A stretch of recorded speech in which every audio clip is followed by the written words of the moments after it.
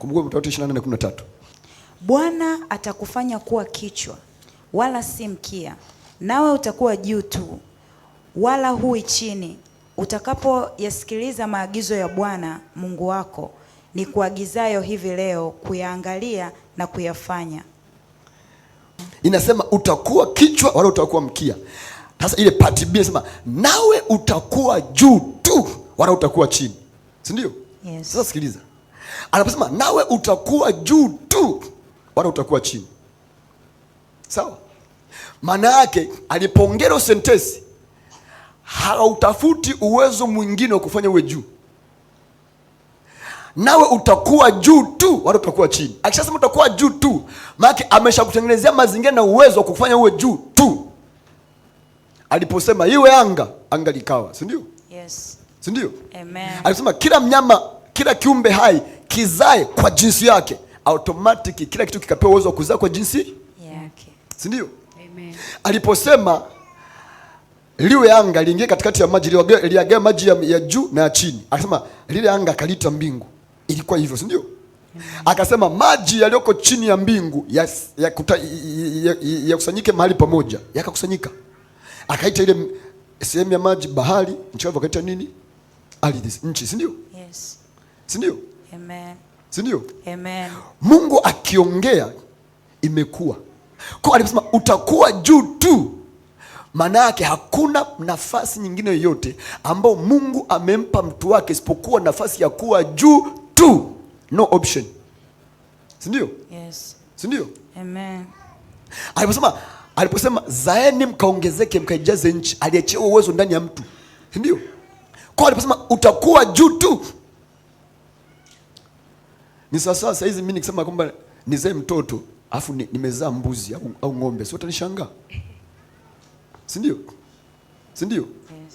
Unajua hata ikitokea mwanadamu akalala na mnyama bado hatazaa, kwa sababu mfumo wake hauko kwenye kuzaa mnyama, uko kwenye kuzaa mtu.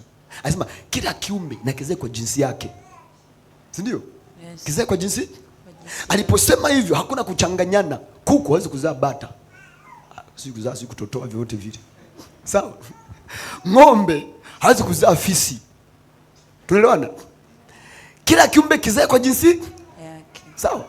Hata wale wadudu, chawa, kiroboto, kunguni, vinataka kufanana lakini havizaliani pamoja, kila kimoja kwa jinsi. Aliposema utakuwa juu tu, maana ameshaweka ukomo, hakuna nafasi nyingine yote ile isipokuwa kuwa juu tu. Na lile neno tu maana yake hatuna nafasi nyingine isipokuwa juu. Huo uwezo umo ndani ya kila mtu, umo. Tuelewana? Amen. Maana yake nini? Kwa lugha nyingine nakwambia, sikiza, hautegemei familia uliotoka, hautegemei shule ulizosoma, yes, hautegemei kiwango chako cha kielimu, haitegemei watu waliokuzunguka, haitegemei nchi uliomo. Aishasema utakuwa juu tu, maana huo uwezo umo na nafasi yako ni juu peke yake. Amen. Ukiamua kuwa chini umechagua, ila yeye anasema utakuwa juu tu. Amen. Siku hizi unajua wanadamu wanachagua. Mungu anakuumba mwanaume, anaamua kujibadilisha na kuwa mwanamke, si ndio? Kuna wazee wakachagua, ila aliposema utakuwa juu tu, maana huo uwezo umeweka ndani. Ila anasema hivi, utakapoyasikiza ni kuagizayo na kuyafanya, si ndio? Kwa hiyo ile kwamba nafasi yetu ipo haimaanishi kwamba itakuja automatic. Ndani yetu uwezo upo, nafasi ya kila mmoja juu ipo, wala hazijai. Kila mtu anapokuja duniani amepewa nafasi ya kwake ya kuwa juu, lakini anasema utakapo yasikiza maagizo haya nikwambiao, kuyashika na kuyafanya. Utakapo yasikiza utakuwa juu tu. Amen. Amen. Utakapo yasikiza utakuwa juu tu.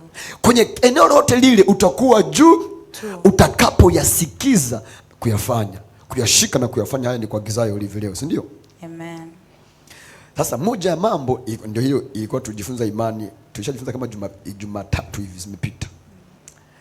Ijumaa iliyopita ndio hiyo moja hapo, utakaposikia hiyo kanuni ya imani, yale yaliyomo ndani yake kwa sehemu, tujifunza machache kwa sehemu. Jambo la pili, jambo la leo tutaka kuangalia ni sheria ya niseme kuwaza au kufikiri, kutumia akili. Sheria ya kufikiri. Utakaposikiza haya utakuwa juu tu. Kufikiri, reasoning, kufikiri au kuwaza. Hivyo hivyo. Kufikiri au kuwaza. Amen. Kufikiri ni nini? Tafsiri kwenye unajua sasa kamusi za Kiswahili hatupatagi, hata sijui zinauzwaga wapi. Kwa hiyo sasa utaka kupata tafsiri ya neno inabidi uende kwenye Kiingereza ili uangalie kwenye dictionary. Amen. Amen. Kwenye dictionary inasema, kwenye dictionary ya Oxford Advanced inasema is the action of thinking about something in a logical way. Is the action of thinking about something in a logical way. Tunasemaje sasa? Kufikiri ni kufikiri kwa kimantiki. Ni tendo la kufikiri kuhusu jambo kwa kutumia akili na mpangilio mzuri. Si ndio hivyo? Wale walipita shule mtasaidia. Mimi sijui Kiingereza. Ndio hivyo. Is the action of thinking about something in a logical way. Ni uwezo, ni kitendo cha kufikiri, cha kuwaza kwa kina, kwa mpangilio sahihi na ulio bora zaidi, si ndio? Anasema it is analytical, rational way of thinking. Kuchambua na kuchanganua jambo kwa kufikiri. Namna ya kuchambua na kuchanganua jambo kwa kufikiri. It is analytical and rational way of thinking. You analyze issues logically, putting things together, putting things side by side. Unachanganua jambo kwa kuliweka katika mpangilio ambao umepangiliwa kwa namna ambayo kila jambo limekaa sehemu yake kwa upande wake. Sawa sawa. Maana unachunguza mambo hatua kwa hatua ili kuelewa na kupata suluhisho juu ya jambo fulani. Unachunguza mambo hatua kwa hatua ili kupata kuelewa na kupata suluhisho katika jambo fulani, si ndio? Amen. Amen. Ni njia ya kufikiri inayotumia uchambuzi. Sawa? Ni njia ya kufikiri inayotumia kwa huwazi tu kiorera. Unafikiri kwa kuchambua, unafanya uchambuzi. Amen. Amen. Unachambua masuala kwa kuyaweka pamoja kwa mpangilio ulio bora ili kuyalinganisha na kuyatathmini. Unachambua masuala kwa kuyaweka pamoja kwa mpangilio ulio bora, kuyalinganisha na kuyatathmini. Amen. Upembuzi yakinifu. Ndio nini? Upembuzi yakinifu. Upembuzi yakinifu. Watu ndio wanatuambia upembuzi yakinifu. Na siga tu kwenye taarifa za habari na watu wanaongea upembuzi yakinifu. Kumbe ndio hivyo. Sawa sawa. Sasa sikiliza. Tukifikaga kwenye hili eneo, watu wengi, Wakristo wengi hatutakaga kuumiza vichwa. Amen. Amen. Amen. Amen. Haleluya. Lakini hakuna mtu ambaye anaweza kafika juu tu bila kutumia akili, bila kutumia kichwa, bila kuumiza kichwa. Amen. Amen. Haleluya. Amen. Dunia inaongozwa na wanaotumia vichwa. Maeneo yote ya kimaisha yanaongozwa na wanaotumia ubongo. Lazima kichwa kihusike. Tunaelewana? Yes. Tunaelewana? Ukisoma Isaya sura ya kwanza mstari wa 14 na 19. Isaya sura ya kwanza mstari wa 14 na 19 nasemaje? Isaya sura ya kwanza mstari wa 18 na 19, Biblia inasema, haya njooni tusemezane, asema Bwana. Dhambi zenu zijapokuwa nyekundu sana, zitakuwa nyeupe kama theluji. Zijapokuwa nyekundu kama damu, zitakuwa kama sufu. Kama mkikubali na kutii, mtakula mema ya nchi. Amen. Sawa. Anasema come and anasema let us come and reason together. Kinza kinatumia neno reason together. Njoni fanyaje? Njoni tusemezane. Njoni tusemezane. Sawa? Yes. Hajasema njoni tusemezane kwa kwenda kuongeana. Tusemezane kwa kuongea.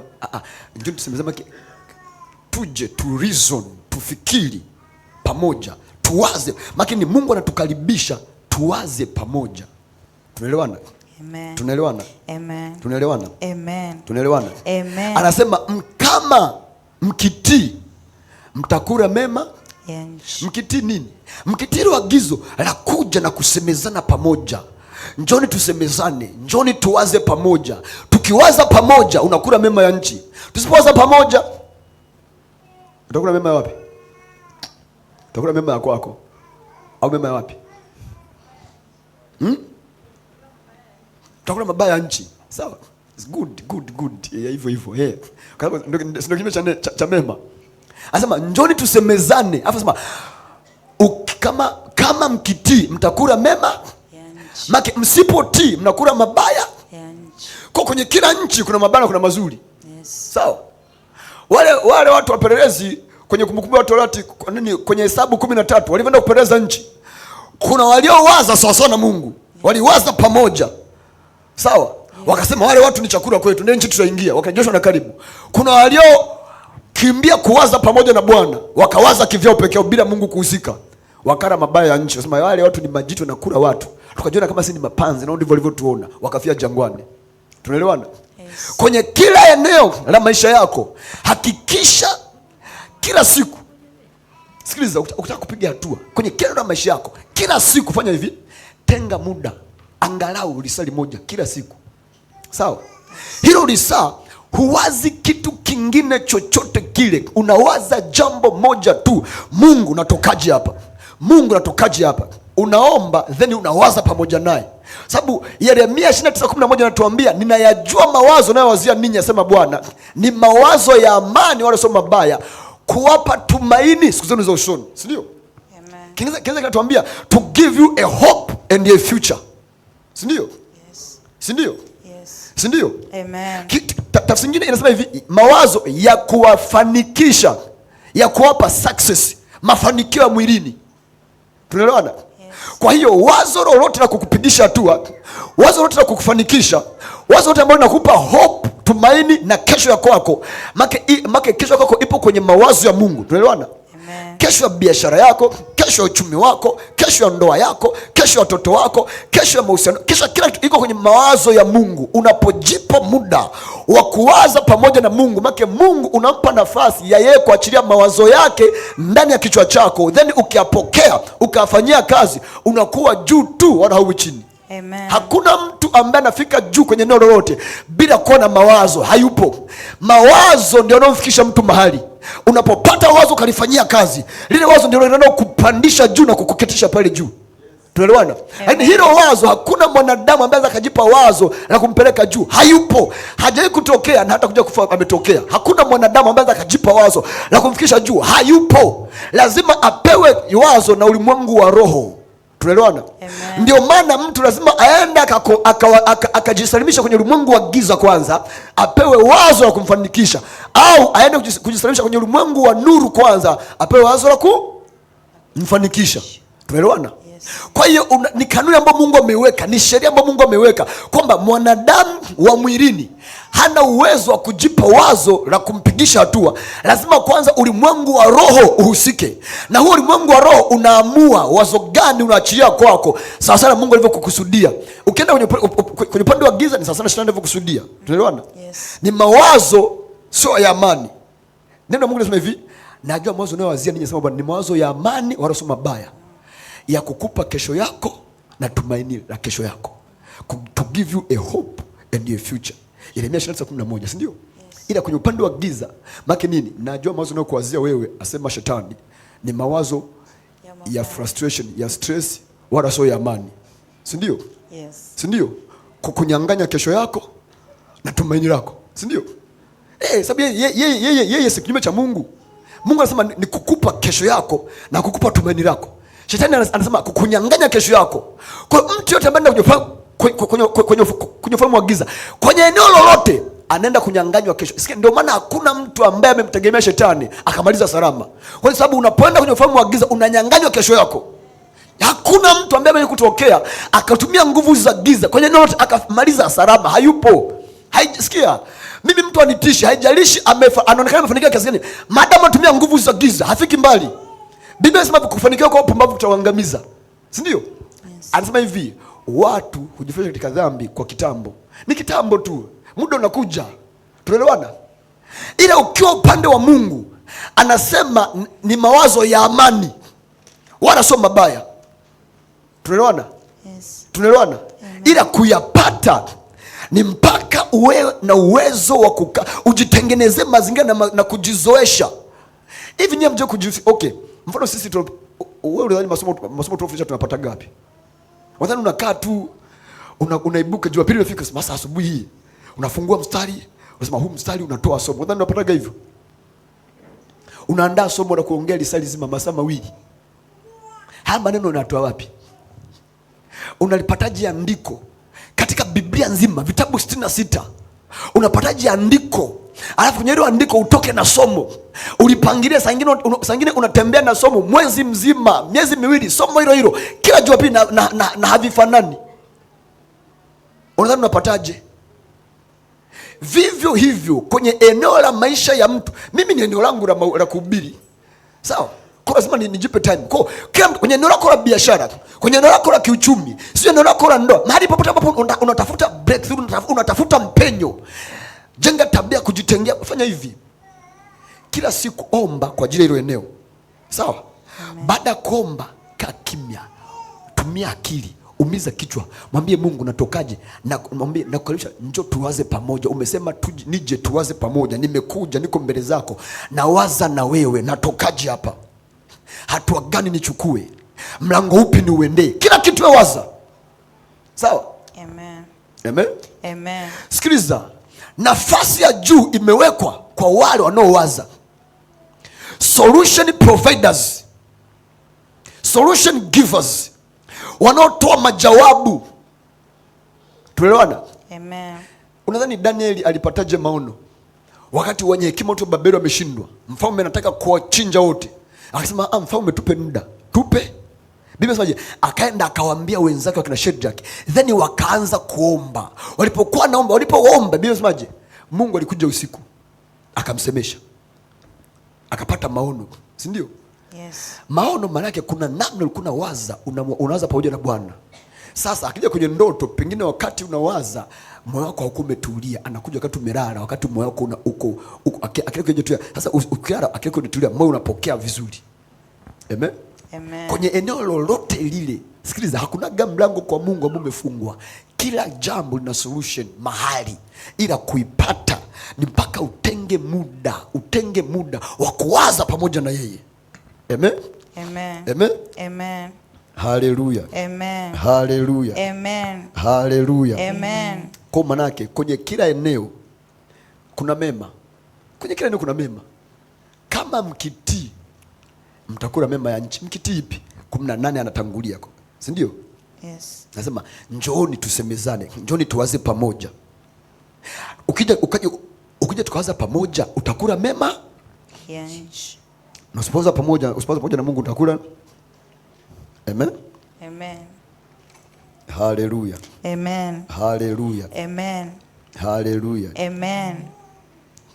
Kwa hiyo ni kufikiri, ni kutumia akili, ni kuwaza ndiko kuna kumtoa mtu kwenye gereza la uvivu, kwenye gereza la viwango vya chini, kwenye gereza la uharibifu na kumweka mahali pa juu. Amen. Amen. Amen. Amen. Ni kufikiri, ni kuwaza pamoja na Bwana, ni kutumia kichwa pamoja na Mungu. Amen. Amen. Haleluya. Amen. Maana ni nini? Maana ni kwamba hapa tafuta namna kupiga summary fulani hivi.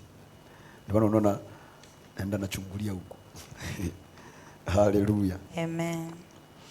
Unajua ukisoma ile Marko sura ya pili ni ndefu, tunasema tutasoma, utasoma kwenye Marko sura ya pili kuanzia sura ya kwanza mpaka 12. Wa yule mtu aliyebebwa kwenye kitanda akapelekwa na Yesu. Nani? Akapelekwa na rafiki zake wanne mbele ya Yesu, akatoboa dado akamshusha. Si ndio? Yes. Yule mtu ni kwamba hospitalini ilishashindikana, washazunguka kote ikashindikana, si ndio? Si ndio? Yes. Ikashindikana kabisa. Tena utaandaa Luka sura 15 tutasoma baadaye, sio sasa, baadaye Luka 15 sura 1 hadi 32 tutasoma. Wale watu wakazunguka, lazima waliwaza. Sikiliza, unaambiwa ameshapooza. hawezi chochote, kila kitu ni hapo hapo, si ndio? Si ndio? Yes. Hospitalini Imeshindikana. Kupata ujasiri wa kumbeba, lazima kwanza waliwaza. Unadhani tu ili kuja kwamba sasa tumbebe tumpeleke kwa Yesu? Lazima waliwaza. Walikuwa siku zote wanawaza, wanatafuta solution. Yule mtu naye alikuwa anawaza, natokaje kitandani? Natokaje kitandani? Saa nyingine alikuwa anatafuta, ana search taarifa hapa na pale, hivi ni wapi? Ni wapi? Akasikia habari za Yesu. Akawaza, akasema no, ngoja niende. Akawaambia wenzake, rafiki zake, nibebeni mnipeleke. Lazima aliwaza. Sababu hatua yoyote anayochukua mtu ni matokeo ya mawazo yake. Maamuzi yote unayoyafanya ni matokeo ya kuwaza kwako. Hauwezi ukawaza, hauwezi ukaamua kama hujawaza. Kwa maamuzi yoyote, yawe mazuri, yawe mabaya, ni matokeo ya mawazo yako, si ndio? Yes. Si ndio? Yes. Kwa maamuzi ya huyu mtu kubebwa na kupeleka, lazima aliwaza kwanza katikati ya shida alizokuwa nazo, si ndio? Yes. Si ndio? Deo ile pose ile ukaa, njoka hapa mbele, nenda kuona vizuri. Maana unakaa unafumba macho, unatafakari. Mwanzo unajuta.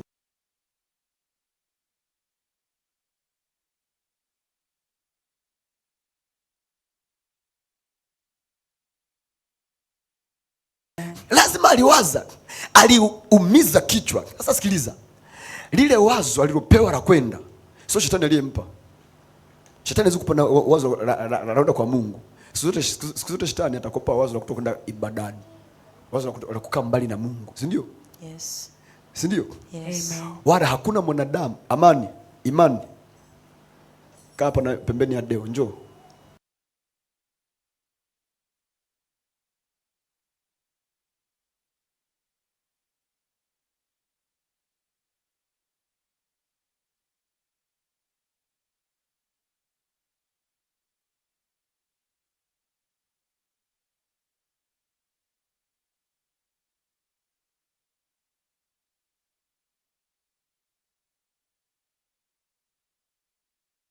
Kiti cha watoto.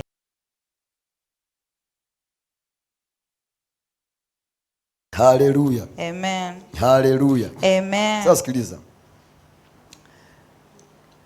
Wakati wote unaposema mambo ni magumu sana, ujue kabisa haujawaza vizuri. Kwenye neno lote usema things are tough, ujue kabisa mambo yakiwa tough, kwa lugha nyingine yanakwambia ongeza muda wako wa kuwaza, umiza kichwa. Saa nyingine Mungu anaruhusu kuna ugumu uje ili utumie kichwa. Tunaelewana? Yes. Tunaelewana? Yes. Mahali popote pale ukisema kwamba hata sijui nini cha kufanya, kwa lugha nyingine unasema wala sitaki kuwaza tena, kwa sababu ukiwaza utajua cha kufanya. Tunaelewana? Amen. Tunaelewana? Amen. Binti Mekevu, unaniangalia, umenielewa vizuri? Tumeelewana? Tumeelewana? Amen.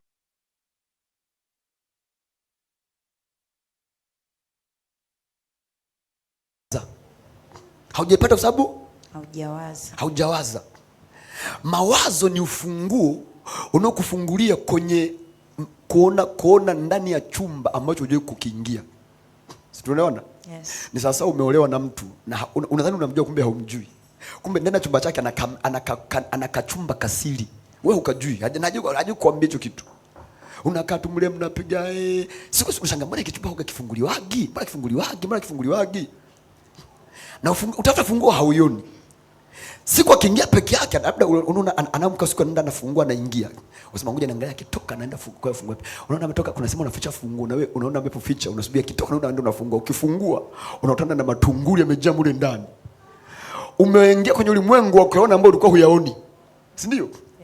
Kwa unaanza kumjua, kumbe mwenzangu ni mshirikina, kumbe mwenzangu ni mganga, kumbe mwenzangu anatumia uchawi. Amefunga kale ka store kake, wewe unajua ni store. Kumbe kile hapa anamwambia funguo nipoteza, sijui funguo ziko wapi, kumbe anaingia kwa siri. Sasa kuwaza ni ufunguo ambao unakufungulia kwenye chumba ambacho unataka kukiona. Unajua juzi usiku kuamkia jana nilikuwa nawaza. Nilikuwa natafakari tu mwenyewe maisha yangu. Nikana tafakari. Unajua sio wengi wanapendaga kutafakari wa kufa. Wengi hapataki kutafakari kufa. Hivi kama hivyo hata kufa. Mimi natafakari hivi, nikifa inakuaje? Mfano sahi ndio nimejuta nimekufa. Sawa? familia yangu inabakije, wanaobaki inakuaje, maisha yao wataendeshaje, then na mimi sasa, mimi baada ya kufa najikuta niko wapi? Baada ya kufa itakuwaje?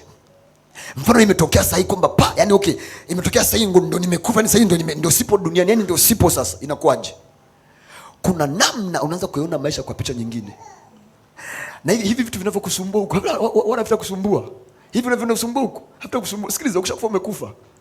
Haijalishi una nini. Sawa? Hata dunia nzima ya mali yako, ukishakufa imekufa, hautaondoka na chochote na haitakuwepo. Sawa? Kwa ukifa maskini ndio imeshatoka. Ukifa tajiri ndio imeshatoka. Tuelewana? Yes. Hata uwe na bilioni 500 kwenye akaunti. Sawa? Ukifa imetoka. Sawa? Yes. Kwa mwisho wa siku bora umwishie Yesu. Sikiliza. Ukishawaza kwamba mimi niko nawaza kwamba sasa ndio nimekufa, kwamba Mungu sasa ndio nimekufa, ndio nimekufa, ni sipo sasa duniani. Alafu naanza kuimagine sipo. Na imagine niko upande wa pili wa maisha baada ya kufa.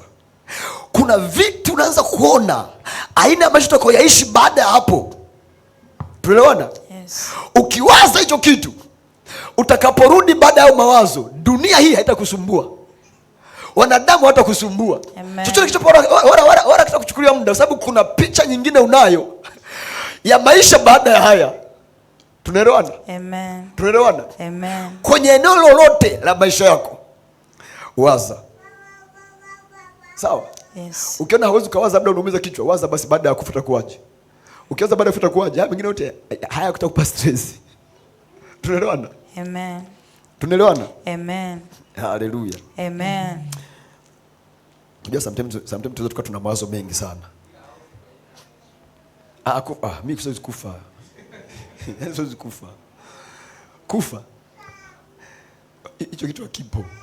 Yaani shetani yeye anataka, hayo hataki. Kabla ya wakati.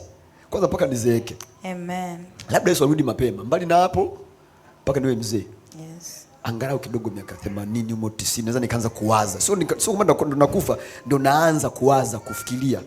Yaani nikichoka hata miaka 100. Biblia imesema sira sio kitu tuliomba. Yes. Sawa? Nasema mtu hakuna atakaye, kila mzee atatimiza siku zake. Nasema hata hamna atakufa kabla wakati wake. Watoto watafikisha miaka 100. Si ndio? Amen. Sasa kama mtoto miaka 100 na mtu mzima. Sawa. Kwa mimi bado nipo sana. Amen. Lakini napendaga saa nyingine kuwaza ili sisi nikapotea kwenye dunia hii. Tunaelewana? Yes. Tunaelewana? Amen. Hallelujah. Amen. Hallelujah. Amen. Hallelujah. Amen.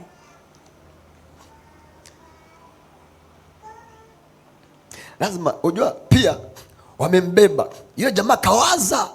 Kasema kuna solution kwa Yesu, wakambeba wakampeleka. Kaita alivyosema mnibebe. Wamemfikisha pale. Nyumba imejaa. Mlangoni hamna pa kupita. Swali linakuja. Kwa nini hakupata wazo? Unajua kwa hali ya kawaida ungesema wahudumu wako wapi? Ashazi. Si ndio? Kama ni kanisani hapo ungetafuta mhudumu. Tunaomba utafutie njia, tuna mgonjwa tumfikishe mbele kwa Yesu, si ndio? Si ndio? Yes. Unajua lazima unawaza. Haiwezekani, nyumba sio yao. Sawa? Mwenye nyumba sio ndugu yao. Wala hawajui. Unatopaje nyumba ya mtu? Unatopaje nyumba ya mtu? Hiyo kesi yaani mfano mimi uje kwangu saa hizi. Kama na bunduki na kutandika risasi. Si ndio? Si ndio? Yes. Tukikuta wewe ni mwizi, unapata ujasiri wapi wa kupanda juu? Utoe bati. Utoboe gypsum yangu. Umshushe. Alafu baada hapo mtatengeneza. Sasa hatujui paka kuna wingu la mvua au kama kuna wingu la mvua. Alafu unajua mtu aliyepooza, sawa? Mtu aliyepooza hashushwi hivi. Tuelewana? Yes. Make walitoboa urefu. Sawa? Sasa bati zinakaa hivi. Kama alimtoboa vile make ni walikata paka kencho, walikata mbao. Wakashibisa walimshusha katika kitanda chake. Si ndio? Katika godoro lake lile. Kwa hiyo ilikuwa inaenda vile vile lifungwa kamba huku na huku kama vile wanafushaga jeneza kaburini. Wakashusha hivi, wanashusha linaenda liko, si ndio? Na walimshusha hivi wakashusha. Kwa hiyo palikuwa papana. Unabomoaje nyumba ya mtu? Si ndio? Wakati wanatoka kwao hawakuwa na wazo la kutoboa bati. Kwa hawakubeba nyundo, hawakubeba msumeno wa kukata mbao, si ndio? Kwa huko walipofika waliyapata. Sikiliza, kwenye eneo lolote lile ukiwaza kuna solution. Yes. Kuna solution. Amen. Sawa, kuna solution. Ukisoma kitabu cha Mwanzo sura 11 mstari wa 1 mpaka wa 9 utakutana na habari ya mnara wa Babeli, si ndio? Yes. Utakutana na habari ya mnara wa Babeli. Walisema hivi, walipofika pale wakasema, Biblia inasema waliwaza wakasema hivi, tujenge mnara tufike mbinguni. Walipotaka kujenga walikuwa hawana vifaa, walikuwa hawana solution, vifaa hawana. Kwa sababu walipotaka kujenga, Biblia inasema hivi, walikuwa na matofali badala ya mawe na chokaa badala ya lami. Kwa ile maneno badala, manake mpango wao wa kujenga mnara ilikuwa watumie mawe na lami. Ila wamefika pale mawe hawana, lami hawana. Wakaanza kuumiza kichwa, wakawaza, lengo letu tujenge mnara tufike mbinguni. Tunapataje material? Hamna mawe, hamna lami, tunafanyaje? Katika kuwaza wakapata solution. Biblia inasema wakatumia matofali badala ya mawe na chokaa badala ya lami. Make mazingira yaliyokuwa yanawazunguka yaliwapa uwezo wa kujenga mnara ambao kwenda kujenga bila kuwepo na material waliotakiwa kuyatumia. Si ndio? Yes. Si ndio? Ndio watu wa kwanza walioleta teknolojia ya matofali. Mpaka pale hakuna mtu ambaye alikuwa anatumia nyumba tofali. Soma Biblia yako. Ndio sehemu ya kwanza matofali kwanza kutajwa kwenye Biblia. Si ndio? Yes. Walipata wapi? Matokeo ya kuwaza. Sikiliza. Mafanikio au kesho ya mtu imefichwa kwenye mawazo yake. Mungu alipomuumba mtu, si ndio? Aliumba vitu vinavyoonekana hivi vilivyo hai. Vyote ambavyo haviko hai ambavyo tunaviona hivi, alivideposit kwenye mawazo ya mtu. Mungu hakuumba gari. Mungu hakuumba maiki. Mungu hakuumba nguo. Hata walipofanya dhambi wakajuta wako uchi, aliwavisha ngozi, alichinja mnyama akavisha ngozi. Hakuweka kiwanda cha nguo, si ndio? Yes. Mungu hakuumba taa. Hizi taa ni matokeo ya mawazo. Nani yule aliyebuni balbu? Alijaribu mara 999 akashindwa, mara 1000 ndo akaweza. Nani yule? Mwanasayansi gani yule? Sawa? Matokeo ya mawazo. Alikataa kushindwa. Alikataa kufanyaje? Kushindwa. Aliwaza mpaka akaja na solution. Aliangalia. Mchana tunajua. Usiku tunalala kwa sababu hatufanyi kazi, sababu hamna mwanga. Tunawezaje kufanya kazi hata usiku? Akaja na wazo. Sawa, anaona koroboi inatupa nani? Moshi, na moshi ni sumu kwetu. Sasa tufanyeje? Akaja na solution ya taa. Alijaribu mara 999 akashindwa. Mara 1000 akaweza. Make nini? Anaumiza kichwa.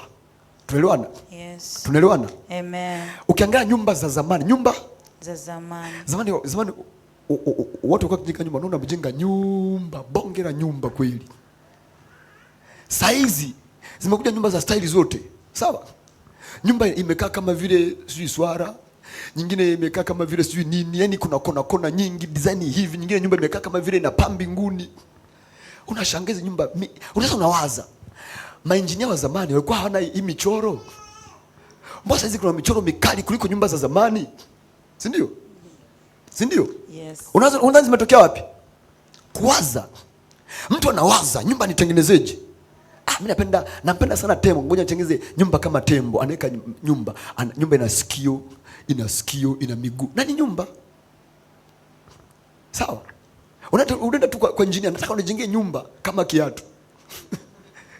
Na najenga, huko ndani kuna vyumba vyote, kuna kila kitu.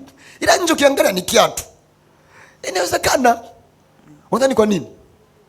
Kwa ajili ya kuwaza. Kuna mtumishi mmoja anaitwa David Ibiome. Amejenga kanisa lake anaitwa God's Hand, Nigeria. Mkono wa Mungu. Liko kama mkono. Lina kiganja na hivi vidole vitano. Kidole gumba kipana chembamba. Hivi kama mkono. Linabeba watu laki na 20. Ukiangalia anaita mkono wa Mungu. Zamani mwambie engineer jenge ndio anakuambia hivyo vitu havipo, haviwezekani. Mawazo. Tuelewana? Yes. Mawazo. Sawa? Amen. Mawazo. Tuelewana? Amen. Siku hizi kuna mishono ya nguo ya kila aina. Unadhani wanapata wapi? Mawazo. Tuna designers.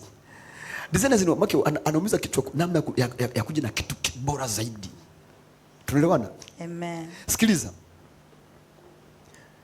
Zamani wakati niko mtoto tulikuwa tuna ndara zile za, tulikuwa tuna Mariboro, mifuko ya Mariboro, si ndio? Tulikuwa tuna ndara za Umoja, si ndio? Ndio. Sio na nini? Bata, si ndio? Siku hizi ziko wapi? Zipo Bata ndio na Umoja. Bata. Basi Bata sijui, ila mimi nivaga Umoja zamani. Sisi zipo, si ndio?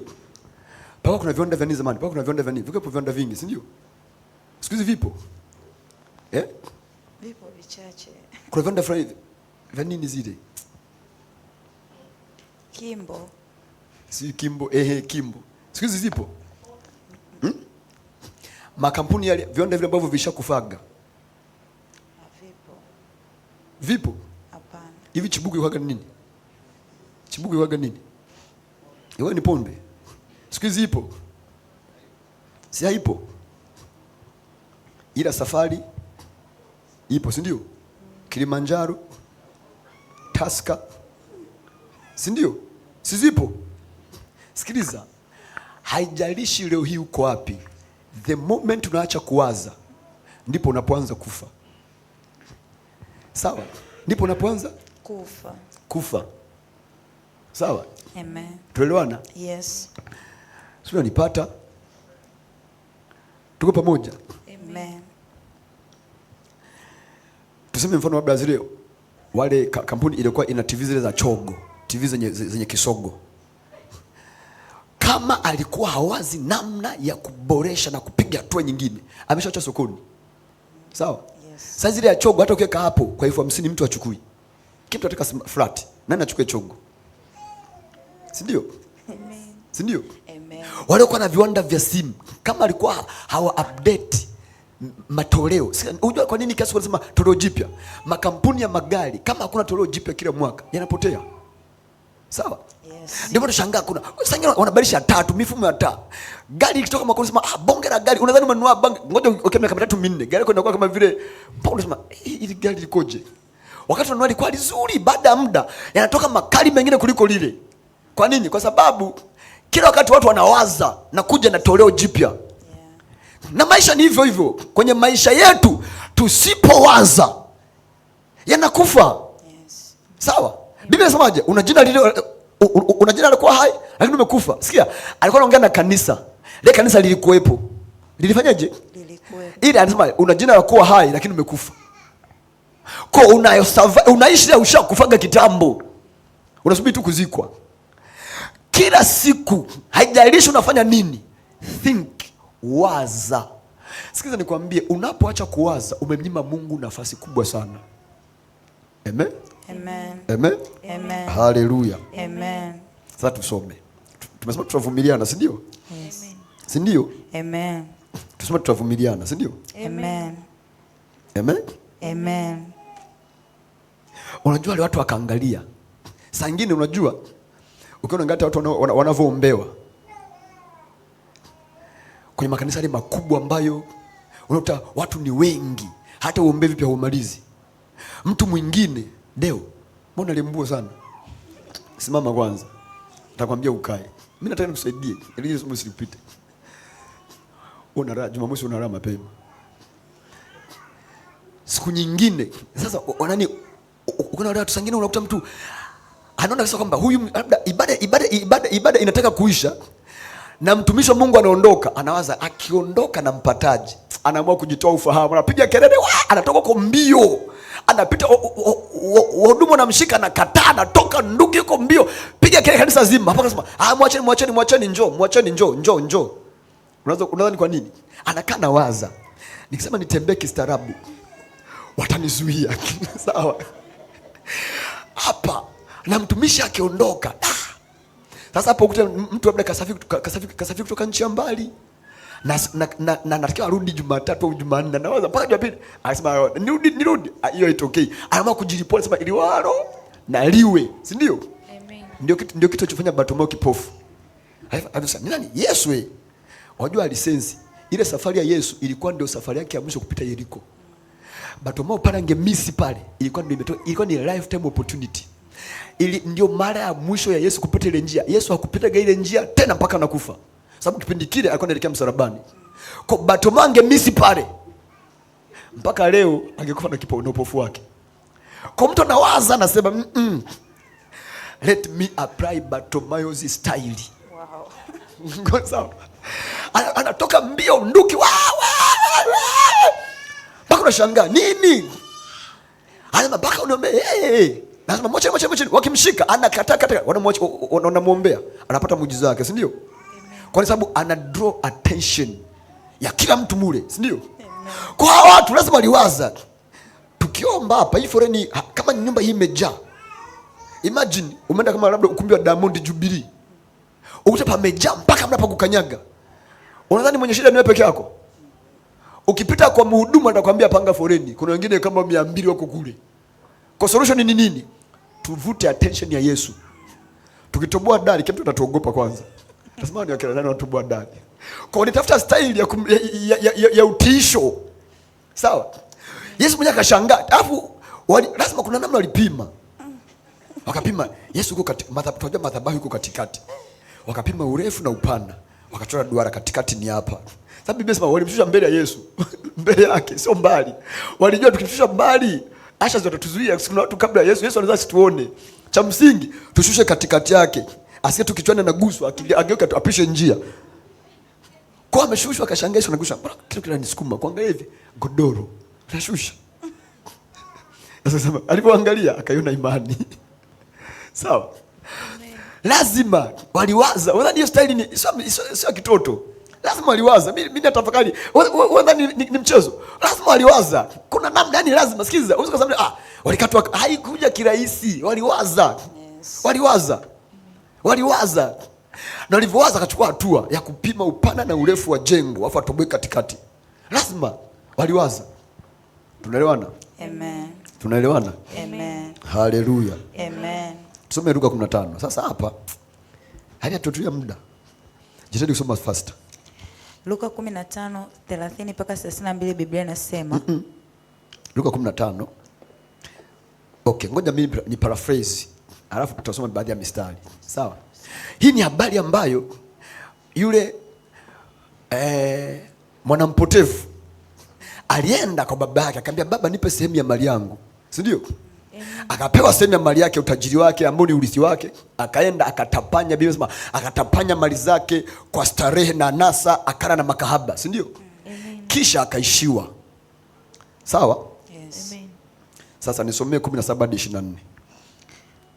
17 mpaka 17, nisomee 17. Alipozingatia moyoni mwake alisema, ni watumishi wangapi wa baba yangu wanaokula chakula na kubakiza, na mimi hapa ninakufa kwa njaa.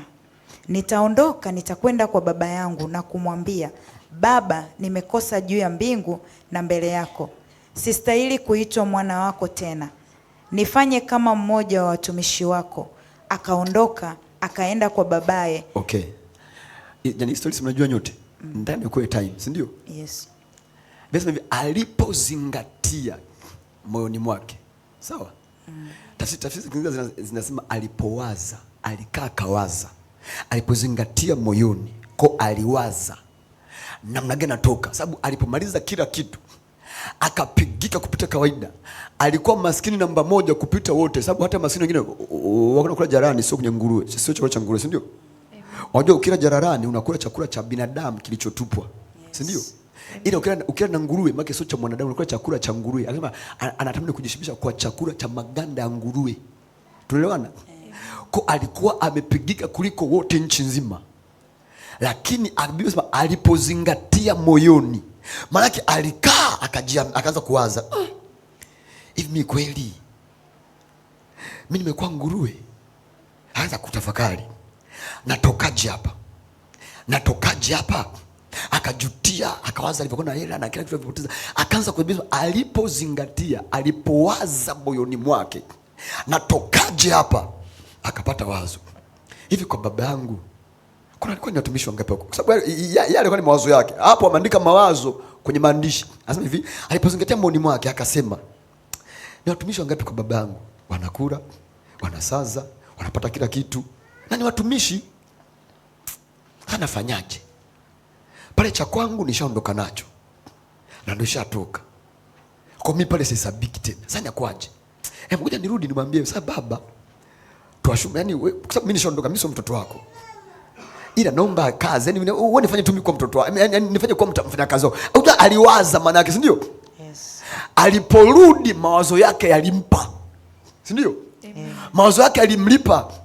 Alipowaza akapata mawazo, akachukua hatua kwa kufanya kazi, yakamlipa. Tunaelewana? Amen. Tunaelewana? Amen. Tunaelewana? Amen. Haleluya. Amen. Haleluya. Amen. Kwa kuwaza ndio kazi kubwa ya akili. Akili kazi yake ni kuwaza.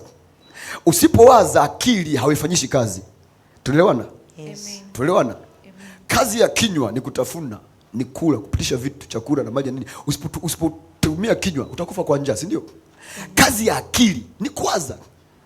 Kazi ya akili ni moja tu, kuwaza. Tunaelewana? Amen. Tunaelewana? Amen. Sasa sikiliza. Sikiliza, hii itakusaidia. Itakusaidia. Sawa? Amen. Mungu aliposema njoni tusemezane, njoni tuwaze pamoja, kwa lugha nyingine anatuambia hivi, una capacity ya mind kama ya kwangu. Tunaelewana? Tunaelewana? Amen. Uwezo wa kifikra, uwezo wa akili ulionao ni kama wa kwangu, si ndio? Amen. Sikiliza, mimi hapa siwezi kumchukua mtoto wangu huyu mdogo na mimi njoo tuwaze. Sasa nakane nawaza naye nini? Naweza nikakaa na mama yao tukawaza pamoja, sababu tuna uwezo, tuko kwenye kiwango sawa, si ndio? Yes. Si ndio? Amen. Siwezi kwenda nikakati nakaa na mbuzi nawaza na mbuzi. Unaweza kuwaza na ng'ombe? Haiwezekani. Mungu anapotuita tuwaze pamoja, kwa lugha anatuambia una capacity sawa ya kwangu, una uwezo wa kuwaza sawa na wa kwangu, tuko kwenye level sawa, tuweze tukawaza pamoja. Sio, tunaelewana? Sikiliza, wakati Mungu anamuumba mtu alimwekea uwezo wa kimawazo na akasema ngoja nimpime kama capacity ya kwangu iko ndani yake. Akamweka Adam pale, akamletea wanyama wote wa kila aina, akamwacha aone atakavyoita majina. Akatoa majina, Biblia inasema alivyowaita ni sawa sawa na Mungu alivyokusudia kuomba wawe, na ndivyo majina yao yalivyokuwa. Tunaelewana? Kwa Mungu akasema yes, kwa sababu uwezo wa kwangu wa kufikiri na wa kimawazo umekwisha kuingia ndani ya mwanadamu. Dhambi ilipokuja ilipunguza uwezo wa mwanadamu wa kuwaza. Uwezo wa kiakili ulipungua, ulikufa ndani ya mwanadamu. Ndio maana alipojikuta yuko uchi, kitu cha kwake bora alichokiona ilikuwa ni majani, si ndio? Yes. Mungu akamwambia ngoja nikuonyeshe kwamba uwezo wako wa kuwaza umepungua. Akachinja mnyama akamvisha ngozi. Kwa hiyo yeye anamwambia unawazaje majani? Umekata majani umejivisha, baada ya nusu saa yananyauka, kesho yameshadondoka, hayapo, unabaki uchi vile vile. Ila kuna hii ngozi, kuna wanyama wamekuzunguka, ukichinja ukachuna ukavaa, unaweza ukavaa hata miaka na miaka, hii nguo haishi. Mungu alimvisha ngozi kama ishara kumwambia kwamba wewe mawazo yako yameshuka. Tunaelewana? Lakini Biblia inasemaje? Yesu alipokuja anasema nimekuja kurudisha kile kilichopotea. Amekuja kutafuta kile kilichopotea. Unapompa maisha yako ule uwezo wa kwake, ile capacity ya kwake ya kifikra inarejeshwa tena. Tunaelewana? Ndio maana Wakorintho wa kwanza sura ya 2 mstari wa 16 anasema ni nani aliye na nia ya Kristo atuelimishe? Sisi tunayo nia ya Kristo. Kiswahili kinatumia neno nia, kinatumia neno mind. Mind kwa Kiswahili ni nia. Maana tuna akili ya Kristo. Kitu kimoja wapo sikia kinachofanyika kwenye kuokoka, Mungu anafanya replacement, sawa? Anaondoa mind ya kwako, anaweka mind ya kwake. Then anakuita njooni tuwaze pamoja. Tuna fikra zinazofanana, tuna capacity inayofanana, capability nilio nayo pia tunayo. Ndio maana nasema njooni tusemezane. Sikiza, hauwezi kuita wanyama ukasemezana nao, unaita mwanadamu mwenzako mwenye fikra sawa na ya kwako, mwenye uwezo sawa na wa kwako. Amen. Tunaelewana? Amen. Tutamwona mtu ni mjinga kikaa naongea na punda au na mbwa nyumbani kwake. Wewe sasa hivi na hivi, sasa na mipango hii, mwaka huu napanga kujenga, nifanyeje? Nishauri basi.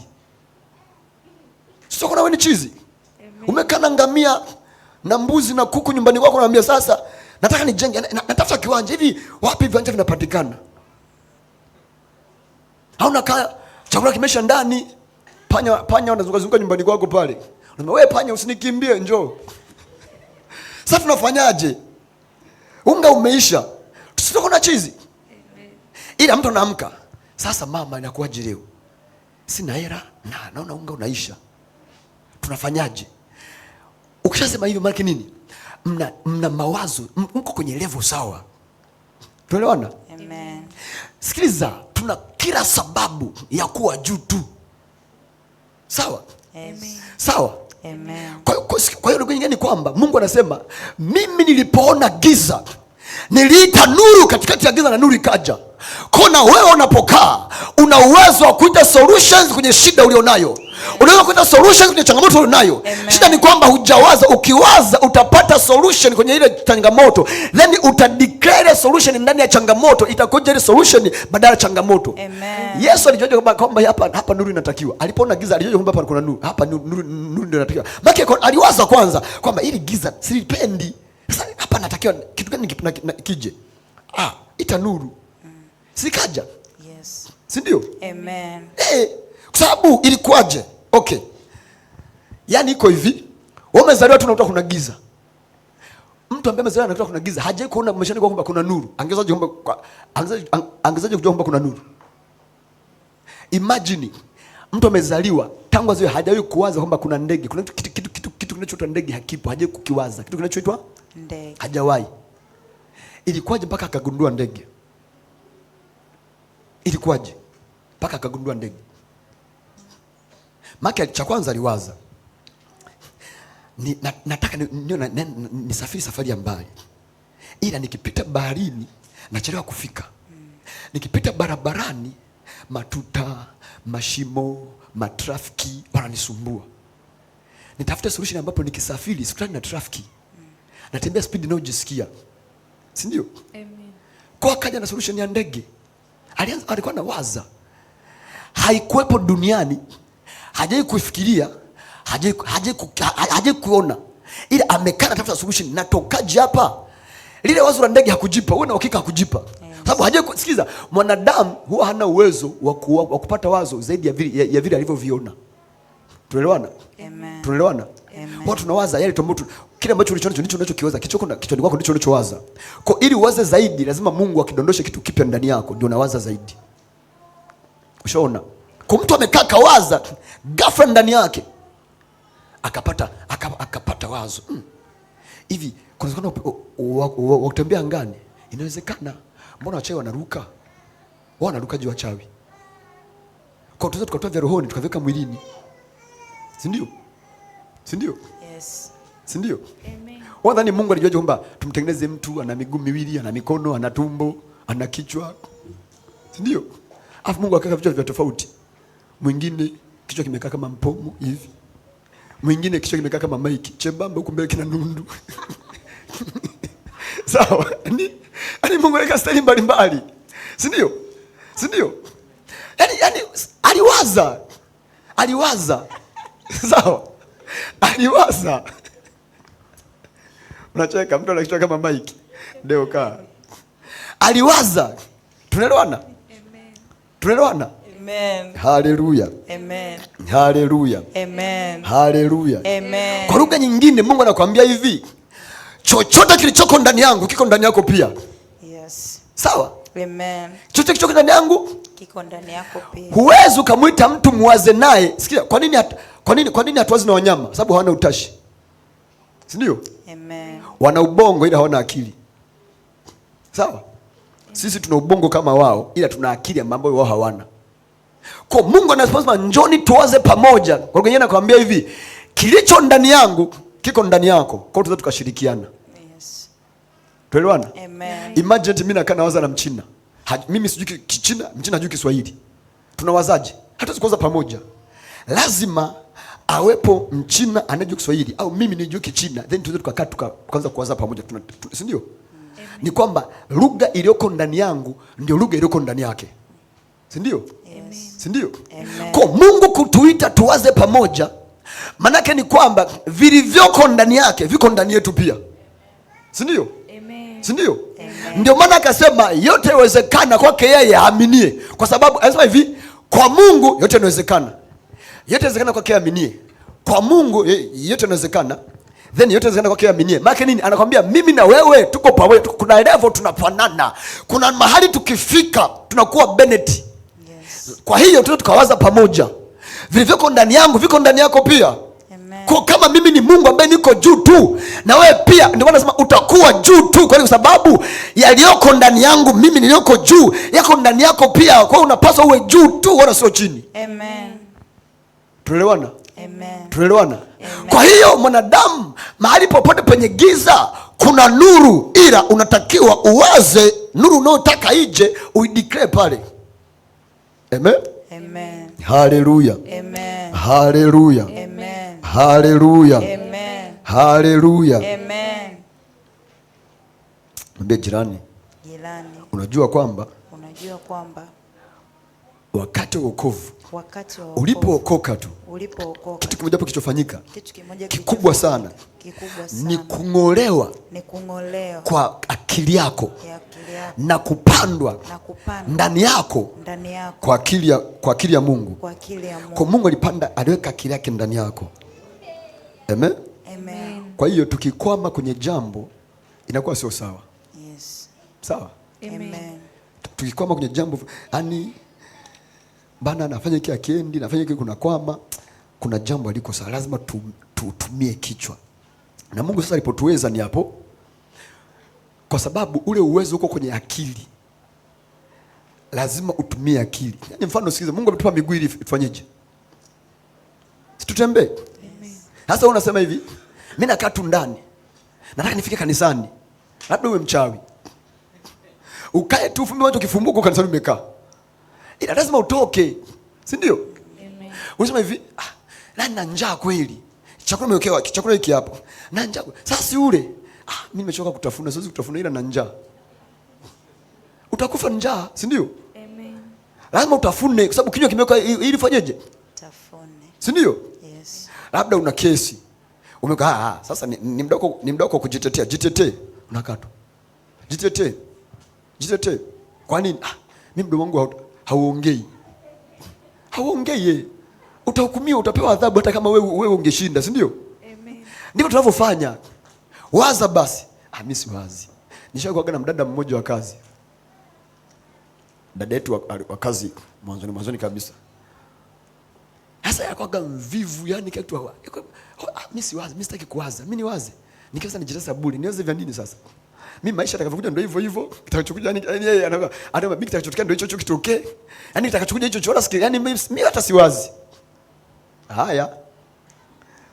Kila wewe hauwazi. Sasa niwaze vya nini? Nikaanza najiumiza bure tu, sana waza ndio ile. Mimi sitaki kuwaza. Nasema haya. Siku moja sasa akaja mama mwenye nyumba, tulikuwa tumepanga. Tunalipa kodi. Amekaa pale, tunampa ile kodi. Ilikuwa kubwa. Anahesabu ziko 10,000 tu. Anahesabu. Anapita naangalia anaenda. Tuko sebeni, ikabidi aende akakaa dining. Anaangalia tu. Paka pale mama akasema, basi asante naondoka, akaondoka. Hata kuwaza, hizo hela zote mmepa huyo mama ni za kwake. Hasa ni za kwake kivi. Huyu ndo mama mwenye nyumba wetu. Hii ni kodi tunalipa. Kwa hapa tunapokaa mnalipa hizo hela zote hizo. Tunaambia yaani unajua si alihangaika, hasa anawa sana. Tukamwambia hawezi kusema huwazi. Kwa maana huyu mama ndo anachukua hizo hela zote. Anachukua na tuambia, na pengine sio hapa tu, pengine na nyumba nyingine anapangisha. Kwa baada tena muda mnalipa nyingine. Tukamwambia hii ni miezi 6 tu. Baada ya miezi 6 tunalipa tena. Anawaza anaenda. Siku aliuliza kila aina ya swali. Tukamwambia wewe ushasema hauwazi mwanangu. Endelea kutukuwaza. Endelea kutoa. Acha wanaowaza wachukue hela. Endelea kufanyaje? Wewe umesema uwazi. Maisha yatakufundisha tu. Wewe sasa bado mdogo. Unaishi tu. Umesema uwazi. Tulia, ipo utawaza. Nadhani tangu siku labda jifunza, kwa sababu tangu siku alikuwa anawaza sana. Kila kanawaza, kule mama zile hela zote ni zake. Sasa yeye anawaza mshahara anaupata. Unafikia lini zile hela za huyo mama? Kwa hiyo tunaambia ili utoke hapo ufike pale, tumia kichwa. Waza. Tunaelewana? Sasa kuanzia siku hiyo alijifunza kuwaza. Amen. Amen. Haleluya. Sikiliza, kwenye shule ya mafanikio kuwaza ni lazima. Yes. Sawa? Amen. Haijalishi leo mtu uko wapi. Unajua, sengine mtu anasema sasa mimi hivi na hivi. Hajalishi mahali ulipo. Unajua kuna phases, sawa? Hata kama unawaza kupita mchwa, kuna mazingira, kuna maisha kwanza ambao lazima Mungu akupitishe. Sawa? Amen. Kuna maisha ya chini lazima upite. Kama kweli, yani kama kweli unataka utembee kimungu, kuna nyakati utakuwa umepigika na nini. Sawa? Kuna magumu yatakutokea, yale magumu ni ili uwaze. Yes. Yaani unajua akili kwa hivi. Kuna mtumishi mmoja wa Mungu anaitwa W.E. Kenyon, ashafariki. Alikuwa anasema hivi, utumikishe ubongo wako, tumikisha akili yako. Anasema hivi, utawaza, utatoa jasho, ila akili zako zitaboreka. Sio kuboreka, yani zitaboreshwa. Sawa? Yes. Zitaimarika, zitakuwa. Unajua wanadamu, sikiza, idadi ya seli zilizoko kwenye ubongo zinalingana. Tuelewana? Amen. Size ya ubongo inalingana. Sikiza, ushaona gari watu kuna watu wanakaa kichwa kidogo. Si ndio? Yes. Unaweza kumwona mtu ana kichwa kidogo mpaka ukaogopa. Kichwa kama kitenesi cha duara. Sawa? Kidogo. Mpaka unasema huyu mtu umefupa kimekaaje? Na kuna mtu ana kichwa kikubwa kama minibus. Lakini wote hao size ya ubongo inalingana. Sawa? Na idadi ya seli kwenye ubongo zinalingana. Sawa? Na supply ya damu, uendaji wa damu kwenye ubongo uko vizuri, kila mmoja unalingana. Tuelewana? Sababu usipokuwa sawa mtu anadondoka. Yes. Ile kwamba bado uko hai unatembea, maana upatikanaji wa damu kwenye ubongo uko vizuri. Kwa wote tunalingana. Alafu wote tuna masaa 24. Wote tuna siku 365 kwa mwaka. Wote tuko hivyo. Wote tuna wiki 4 ndani ya mwezi mmoja. Wote tuna miezi 10. Hamna mtu mwenye miezi 13 wala mwenye miezi 20 ndani ya wiki, ndani ya nini? Ndani ya mwaka. Tuna miezi 12 wote. Tofauti ni namna tunavyotumikisha bongo zetu. Yes. Hapo tu. Usimwambie yule mtu bwana ubongo wake ni sawa na wako wako, vinalingana. Wala hamna gaswi, ubongo wa mzungu ni mweupe, bongo zetu nyeusi. Sikiza nikwambie, tukipasua vichwa, bongo zetu zinalingana, zinafanana. Zile za mzungu, ukichukua bongo wa mzungu na Mwafrika, ziko sawa, zina rangi sawa. Hamna bongo mweusi wala wa kijani. Tuelewana? Amen. Tunatofautiana rangi lakini ubongo tunafanana. Tuelewana? Amen. Size ya ubongo, awe mzungu, awe Mwafrika. Sikiza, mzungu asikutishe chochote. Yaani wala asikutishe chochote. Hamna kitu kipya kwao, hakipo. Hautaki umtetemekee, utetemekee nchi gani, Ulaya na Afrika wote sawa tu. Yes. Tunaelewana? Yes. Wote sawa tu. Tofauti ni ngozi. Tena wewe ngozi yako ni bora kuliko yao. Unajikata tu ngozi nyeusi. Sasa simaanishi kwamba ukiwa mweupe kama ndugu zangu pale kwamba ni vibaya. Si ndio Mama Jian? Haimaanishi kwamba wewe sio mzungu, wewe ni Mwafrika, ngozi yako bado ni ya Kiafrika. Sawa? Hata ukiwa mweupe kama mimi. Sawa? Amen. Na mimi bado ngozi yangu ni ya Kiafrika na weupe wangu huu ila uko vizuri. Si ndio? Yes. Si ndio? Amen. Tofauti yetu ni nini? Kuwaza. Amen. Amen. Kuwaza. Mungu alificha maisha ya mtu ndani ya mawazo. Sawa? Yes. Tuelewana? Amen. Alificha ndani ya mtu nini?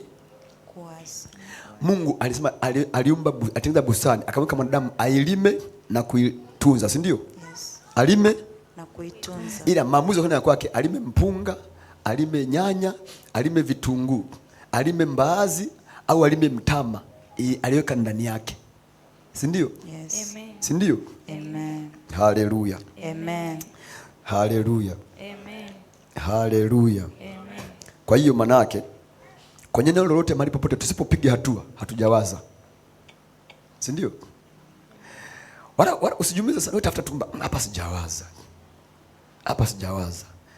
Kwa nini? Sasa Mithali 23:7 inasemaje? Mithali 23:7 inasemaje? Mithali 23:7. Kuna kitu nataka nikuonyeshe hapo. 23:7 inasemaje? Naweza nikasoma kwa kichwa, ila nataka usome. Mithali 23:7 Biblia inasema, maana aonavyo nafsini mwake ndivyo alivyo. Akuambia haya hapo hiyo maana aonavyo mtu nafsini mwake ndivyo alivyo.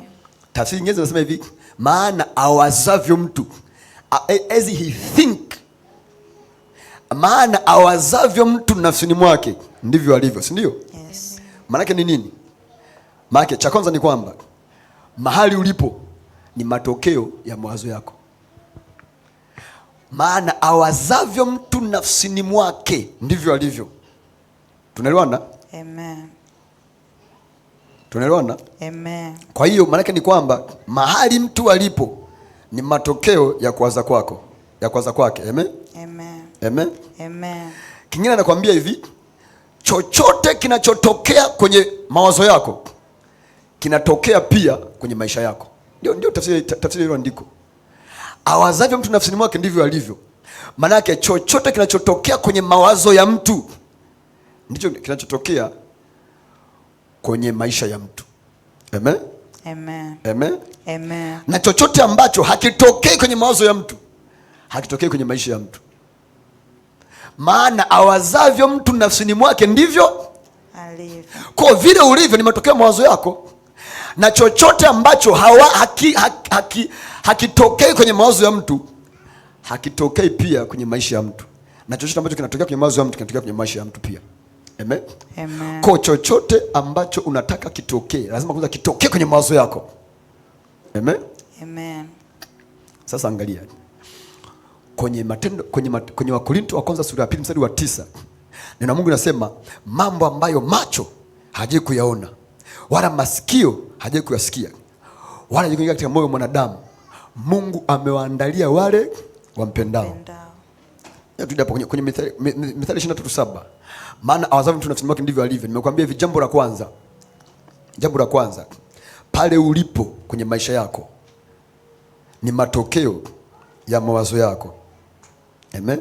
Amen. Au ni matokeo ya akili yako au ya kufikiri kwako. Lakini pia nikakwambia chochote kinachotokea kwenye maindi yako, kwenye akili yako kinatokea pia kwenye maisha yako. Na chochote ambacho hakitokei kwenye akili yako hakitokei kwenye maisha yako.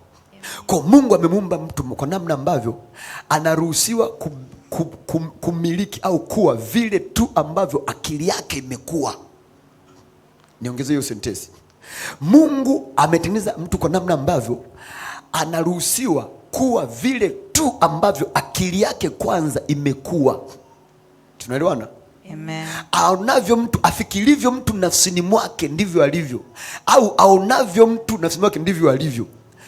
Kuona maana yake unatakiwa uwaze mpaka uone nafsini. Kwa nini nasema kwenye nafsi?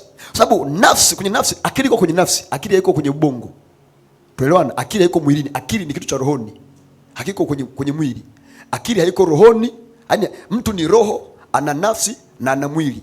Haiko kwenye roho ya mtu, iko kwenye nafsi ya mtu. Kwenye nafsi kwa sababu ndiko kuna kuwaza, ndiko kuna maamuzi, ndiko kuna hisia, ndiko kuna maamuzi yako yote yanafanyika kwenye nafsi. Kwa hiyo anasema aonavyo mtu nafsini mwake. Maana yake ni nini? Kwenye nafsi ndiko kuna akili, akili iko kwenye nafsi. Tunaelewana? Amen. Tunaelewana? Amen. Tunaelewana? Amen. Ndio maana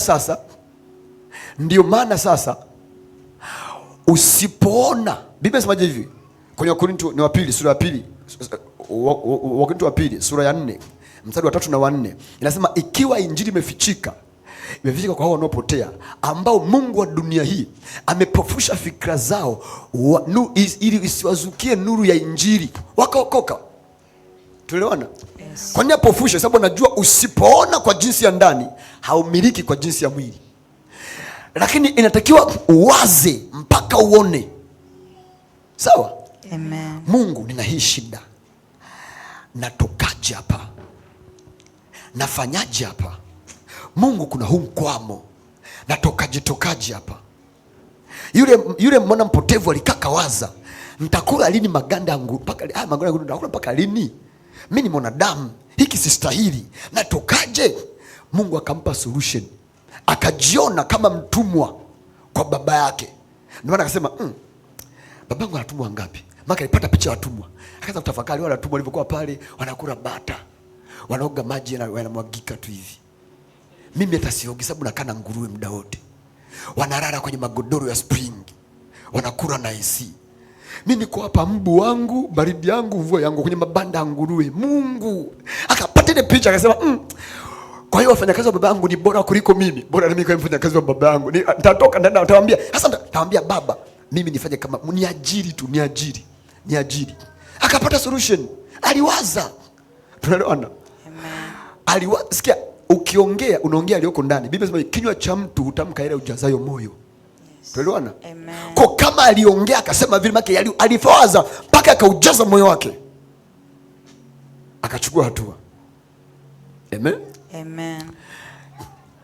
Hakuna kitu atakachokipata mwanadamu au hakuna hatua atakayopiga mwanadamu kama kwanza akili yake haijapiga hiyo hatua. Sababu awazavyo mtu nafsini mwake ndivyo alivyo. Amen. Amen. Amen. Amen. Waefeso 3:20 nasemaje? Efeso 3:20. Biblia inasema atukuzwe Mungu. Basi atukuzwe yeye awezaye kufanya mambo ya ajabu mno kuliko yote tuyaombayo au tuyawazayo, kwa kadri ya nguvu itendayo kazi ndani yetu. Basi atukuzwe Mungu awezaye kufanya mambo ya ajabu kuliko tuyaombayo au tuyawazayo, kwa kadri ya nguvu inayotenda kazi ndani yetu. Kwa maana kuna nguvu inayotenda kazi ndani ya mtu, si ndio? Amen. Si ndio? Amen. Ila ile nguvu haitendi bila mawazo kuhusika, si ndio? Amen. Kwa unapowaza unatoa nguvu za kwenda kufanya kazi juu ya mawazo ya kwako, si ndio? Amen. Kwa lugha nyingine ni kwamba nguvu ya kubadilisha maisha ya mtu haiko mbinguni, iko ndani ya mtu mwenyewe, si ndio? Yes. Nguvu ya kupigisha mtu hatua kwenye mambo fulani fulani iko ndani ya mtu mwenyewe, lakini mpaka mawazo yaingie kazini. Kwa hiyo unapowaza, si tu kwamba unawaza, bali unatoa na nguvu pia itakayoingia kwenye hilo eneo unaloliwaza kuliletea mabadiliko. Tuelewana? Atukuzwe Mungu azofanya mambo ya ajabu mno kuliko tunayoyaomba au tunayoyawaza, kwa kadri make, kwa kiwango au kwa kipimo cha nguvu inayotenda kazi ndani yetu. Kwa maana ile kwamba unawaza, si tu kwamba unawaza, bali unaachilia na nguvu kwenye ile wazo. Amen. Haujaonaga wachawi anataka kuangalia hivi, kumbe kuna nguvu ya kiroho anaitoa inakuja kwako, si ndio? Amen. Si unaga kwenye zile movies za Nigeria, anakuangalia hivi, wanaona kama mishale, si ndio? Amen. Si ndio? Yes. Anakuwa haangalii tu eti amekondoa macho, jicho la kawaida halitoi nguvu. Anakuangalia ila ndani yake anawaza, huku anaongea moyoni. Sio mama tuko na damu yake 12 alisema moyoni, nitajisogeza niguze tundu la vazi la Yesu. Alivyogusa ilivuta nguvu ikaingia ndani yake na kukata ile damu. Kwa alisema, kwa ndio mtu anakutazama anasema moyoni, si ndio? Yes. Yale mawazo yanatoa nguvu. Amen. Amen. Lakini jambo lingine tunalipata kwenye andiko ni nini? Mungu analeta majibu ya mawazo yetu. Kwa usipowaza hakuna majibu, si maana yake? Ndio maana nasema kwenye kila changamoto waza. Usipowaza hakuna jibu. Amen. Amen. Amen. Amen. Kingine tunachopata hapa ni nini? Hauwezi kwenda juu zaidi ya mawazo yako. Hauwezi kwenda juu zaidi ya mawazo yako. Kwa kiwango cha mawazo yako kitaamua kiwango cha maisha yako. Kwenye eneo lolote lile. Kwenye biashara haiwezi kaenda juu zaidi ya mawazo yako. Amen. Amen. Kwenye uchumi hauwezi kaenda juu zaidi ya mawazo yako. Kwenye kila eneo, kwenye malezi hauwezi kaenda juu zaidi ya mawazo yako. Hata kwenye ajira hauwezi kaenda juu zaidi. Sikiza nikwambie kitu kimoja wapo, mahali pale popote ambapo unafanya kazi, ukiona shida ipo, ile ichukue kama ni fursa kwako. Amen. Amen. Amen.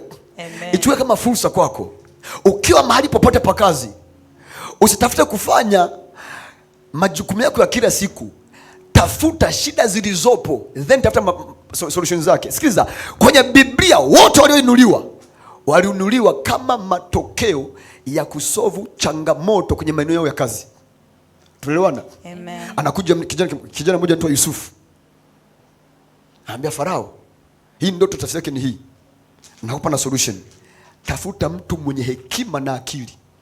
Mtu mwenye hekima na akili. Azunguke nchi nzima. Aweke sehemu ya 5 ya kila zao kwa miaka 7 ya shibe. Si ndio? Amen. Si ndio? Alitoa solution. Alitoa jibu mahali penye changamoto. Si ndio? Amen. Si ndio? Amen. Tuelewana? Amen. Sikiliza, mahali popote pale ukiona changamoto iliyopo, usichukulie kama changamoto, kama shida. Ona kwako wewe ni fursa, ni ngazi yako. Sikiliza, unafikaje juu? Hauwezi kufika juu bila kusolve kitu. Si tuelewana? Yes. Tuelewana? Hata kwenye taifa hili, mahali popote pale unapoona mtu yuko mahali, wadhani ameenda tu kiolela. Achana na mambo ya kupendeleana, watu wanapelekana majina tu jina. Kuna wengine wanakaa pale kama matokeo ya kuumiza bongo zao. Kuna solutions wamesolve. Kuna changamoto wamesolve, wote majibu kwenye maswali waliokuwa nayo. Tunaelewana? Yes. Tunaelewana? Amen. Moja changamoto wachungaji tulionayo ni namna gani. Ndio maana lazima mchungaji wa kweli umtafute Mungu ili ujibu. Sikiliza, wakatufundishaji tu. Unamwambia Mungu, mimi watu ulionipa wana shida. Kuna mambo wanayo, kuna maswali wanayo, afu mimi sina majibu. Biblia inasemaje? Inasemaje kwenye Zaburi 107:20? Anasema Mungu alituma neno lake na kuwaponya watu na kuwaokoa katika maangamizi yao. Anakupa neno. Akikupa neno linazaa somo. Likizaa somo, mimi nikija nasimama hapa unanangaa kama vile kitumbua kilichokosa soko. Sawa? Ila mimi naleta solution ya jibu ya swali ulilonalo. Sawa? Ushaona nyanya mbaya sokoni, mbovu sokoni. Mtu anaenda kununua nyanya, nyanya zinatoa harufu, nyanya zimeoza. Anazipita kama vile azioni. Na mimi unanangaa unanipita kama basi lililojaa. Mchungaji naye tu anaongea. Sawa, ila maneno ya kwangu yanatoka kwa ajili yako. Amen. Kujibu kukupa jawabu ya swali ulilonalo. Moja maombi nao mwombaga Mungu kila kukicha, naambia Mungu nikisimama, nisimama sababu tunasimama. Pale sikiliza, mimi hapa mnilipi? Kuna nini nilipa hapa? Kuna nini nilipa? Hapana. Huduma hii inanilipa. Sikiliza, huduma hii hainilishi. Hainilipi hata umeme, hainipi hata ile ya maji, hata ile ya mafuta hainipi. Hapa napata zero kutoka hapa, hata senti amnipi. Kwa nini nijitese, nifunge? Nika hapa nasimama na kwani mimi sitaki kukaa na mimi nikahubiriwa? Kuna makanisa mangapi ambayo ningeenda? Si ndio? Kwa namwambia Mungu sikae pale kwa hasara. Yes. Mungu aniingiza kwa hasara kwangu. Sikiliza, nakana waza nipate somo la Jumapili. Kwa nini siwazi ya kwangu? Nadhani mimi sitaki kuwaza ya kwangu, na watoto, nina mke, na familia, nina ndugu na jamaa. Si ndio? Kuna mambo ambayo ningefanya. Kwa naambia Mungu nikisimama pale nisimame tu sababu nasimama. Nisimame nikiwa na jibu la swali la mtu. Sababu nisipokuwa na jibu la swali la mtu nimepoteza muda. Nipoteza muda, na sitaki nipoteze muda. Nipe majibu ya maswali watu walionayo. Nipe solutions za maswali watu walionayo. Wakinipokea sawa, wasiponipokea sawa. Wakisikia sawa, ni kazi yao. Lakini mimi Mungu nibebeshe jibu la swali ya mtu. Amen. Kwa nikisimama hapa, nasimama na jibu la swali la mtu. Amen. Sasa ukisubiri hadi nikuwekea mkono ndio upate solution, imekula kwako. Zaburi 107:20 inasema Mungu hulituma neno lake na kuwaponya watu na kuwaokoa katika maangamizi. Kwenye kila aina ya maangamizi Mungu anatafuta neno, analiachilia ndani ya moyo wako. Amen. Neno Biblia inasemaje? Wataokokaje wasipohubiriwa? Kwa anatuma mhubiri kama hivi ili wa nini? Ili nini? Ili ahubiriwe apate kuokolewa. Yes. Na ndio kazi yangu. Amen.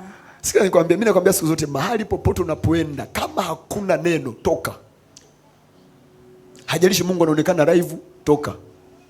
Hata kama Mungu gani, hata kama Mungu anaonekana live, kama hakuna neno linalo, hata kama ni hapa. Ukiona mimi nafundisha neno afu yani halikugusa hapa, sio pako, tafuta mahali pako. Amen. Sawa? Sikiliza, hata kama uko hapa. Sikiliza, mimi hainisumbui.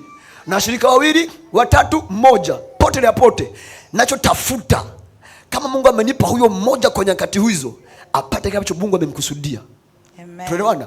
Ukiwa hapa na kufundisha na unaona kabisa kwamba mimi yani nikiongea naongea tu vitu ambavyo yani wewe maana tafuta pako. Biblia inasema hivi, kama Mungu, labda Mungu sio mchungaji wako, anasema katika malisho majani mabichi unilaza na kando ya maji tulivu niongoza. Sikiliza, malisho ni neno lake. Maji ni neno lake. Amen. Sawa? Mungu akikuongoza kama mchungaji wako, cha kwanza atakupa mahali penye neno la kweli la kwako. Anasema neno langu, kwenye Timotheo anasema hivi, neno lenye pumzi ya Mungu ndio linalofaa kwa kufundisha, kwa kuonya, kwa kuadabisha na kwa kuhuisha. Amen. Sawa? Kwa nikisimama sitaki nifundishe neno tu, niachie neno lenye pumzi ya kwake. Amen. Amen. Haleluya. Amen. Haleluya. Amen. Haleluya. Amen. Tuko wapi sasa? Hawezi kuwa juu zaidi ya mawazo ulionayo, si ndio? Yes. Si ndio? Amen. Mafanikio au kupiga hatua kwenye neno lolote, kwanza lazima ibebwe kwenye akili zako, si ndio? Kwa njia ya kuwaza au ya kufikiri, kabla halijazaliwa kwenye maisha yako na kudhihirishwa. Eneo lolote ambalo unataka kupiga hatua, lazima kwanza libebwe ndani ya akili yako kwa njia ya mawazo, liwe conceived. Sawa? Kabla halijazalishwa, si ndio? Yes. Halo, msalimie jirani yako pale. Halo. Wewe hapo unageuka nyuma. Ashajijua. Tuelewana? Amen. Akili yako ni kama tumbo la uzazi. Unapowaza unaachilia mbegu ndani yake. Tunaelewana? Amen. Tunaelewana? Ni mpaka kwanza iwe conceived, ipokelewe na ibebwe kwenye akili ya mtu, ndipo itakapozaliwa kwenye maisha ya mtu. Kwa mikono yako haiwezi kushika kile ambacho akili yako haijakishika kwanza. Mikono yako haiwezi kubeba matokeo kwenye nyote la maisha yako bila kwanza akili yako kubeba majibu yale kwanza, si ndio? Yes. Na maisha yako ya mwilini hayataishi majibu unayotafuta mpaka kwanza akili yako imeyaishi majibu unayotafuta. Asikia na fahamu. Amen. Si tunaelewana? Amen. Tunaelewana? Amen. Tunaelewana? Amen. Haleluya. Amen. Haleluya. Amen. Haleluya. Amen.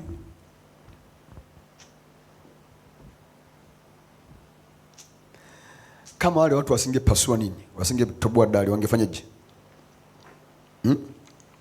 Wangevuka? Wale watu wasingetoboa dari, wangevuka? Wangevuka? Yule mtu angeponywa? Hapana.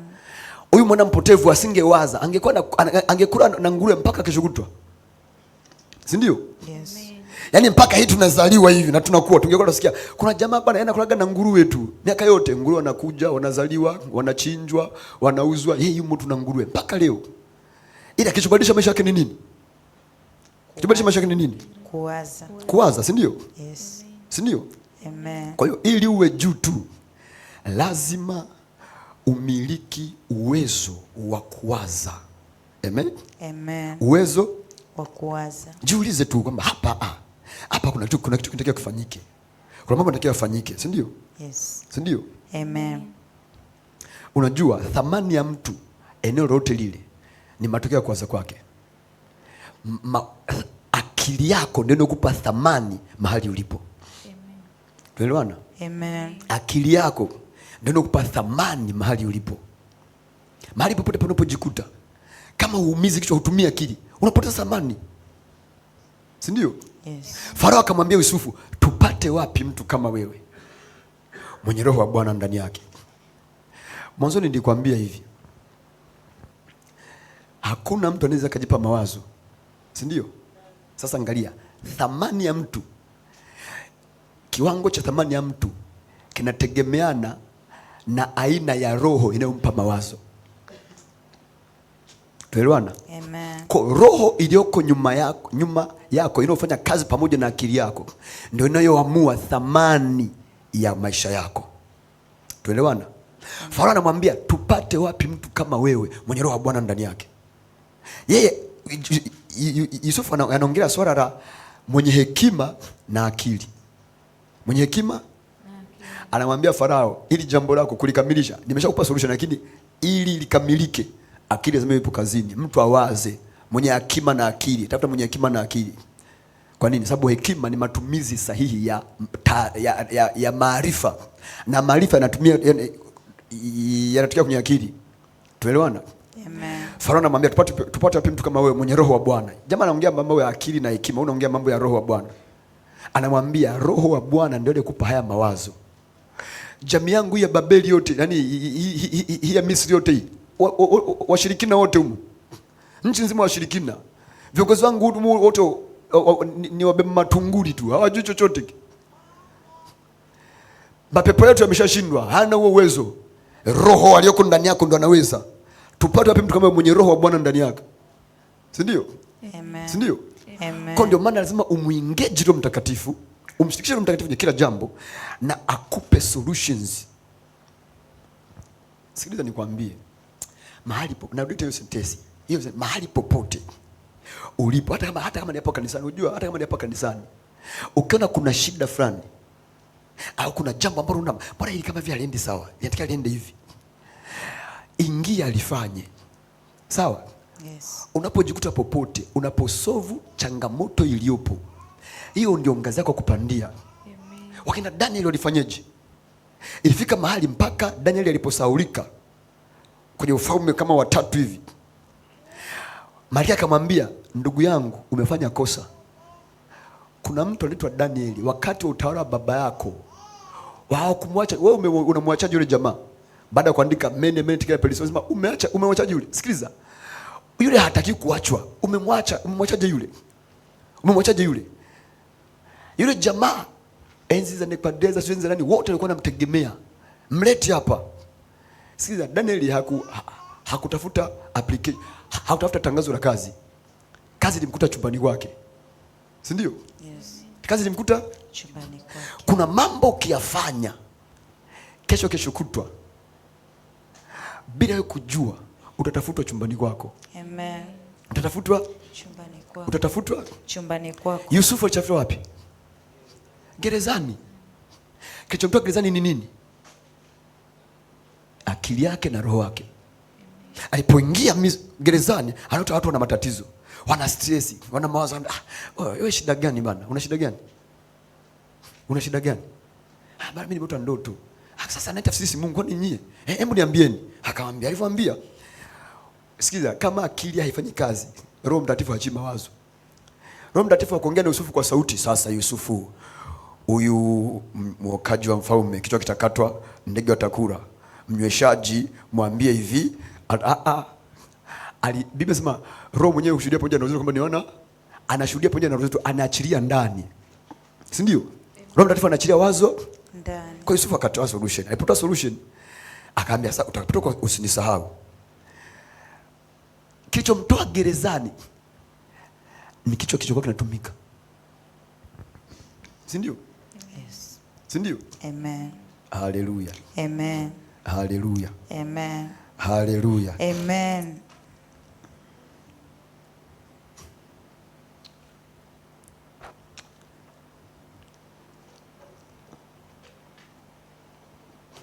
Unajua Waswahili wanasemaga no pain no gain, kwamba hakuna kufanya, hakuna kuumia, hakuna kutoka jasho, hamna kula, si ndio? Hakuna faida. Mimi nasemaga hivi, hakuna ubongo, hakuna akili, hakuna kupata faida. No brain no gain, so no pain. Mungu hajatumbele tuumie ndio tupate faida. Hakuna akili kutumika, hakuna hatua kupiga. Amen. Amen. Amen. Mwambie jana, tumikisha akili yako. Tumikisha akili yako. Tumikisha akili yako. Tumikisha akili yako. Tumikisha akili yako. Tumikisha akili yako. Tumikisha akili yako. Waza tatizo lilonalo. Waza tatizo kwa kutumia neno la Mungu. Kwa kutumia neno la Mungu. Kwa kutumia neno la Mungu. Kwa kutumia neno la Mungu. Ishinde hiyo changamoto. Ishinde hiyo changamoto. Kupitia kwenye ubongo wako, kwenye akili yako. Kupitia akili yako. Amen. Amen.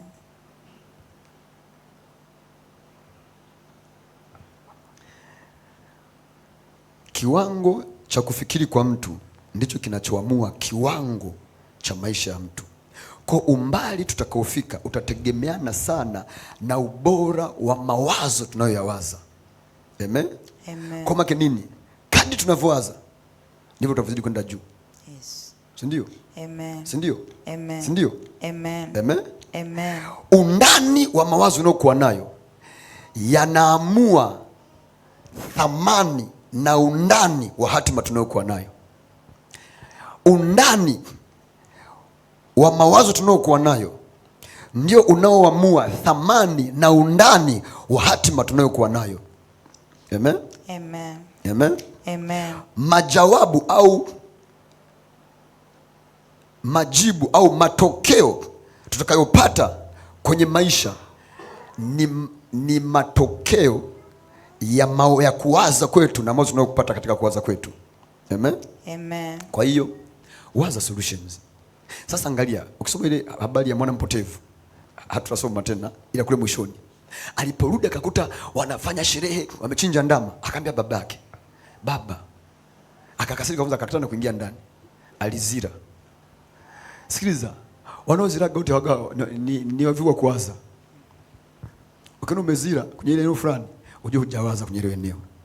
Yeye jamaa alizira, hata kuingia ndani. Kisa nini?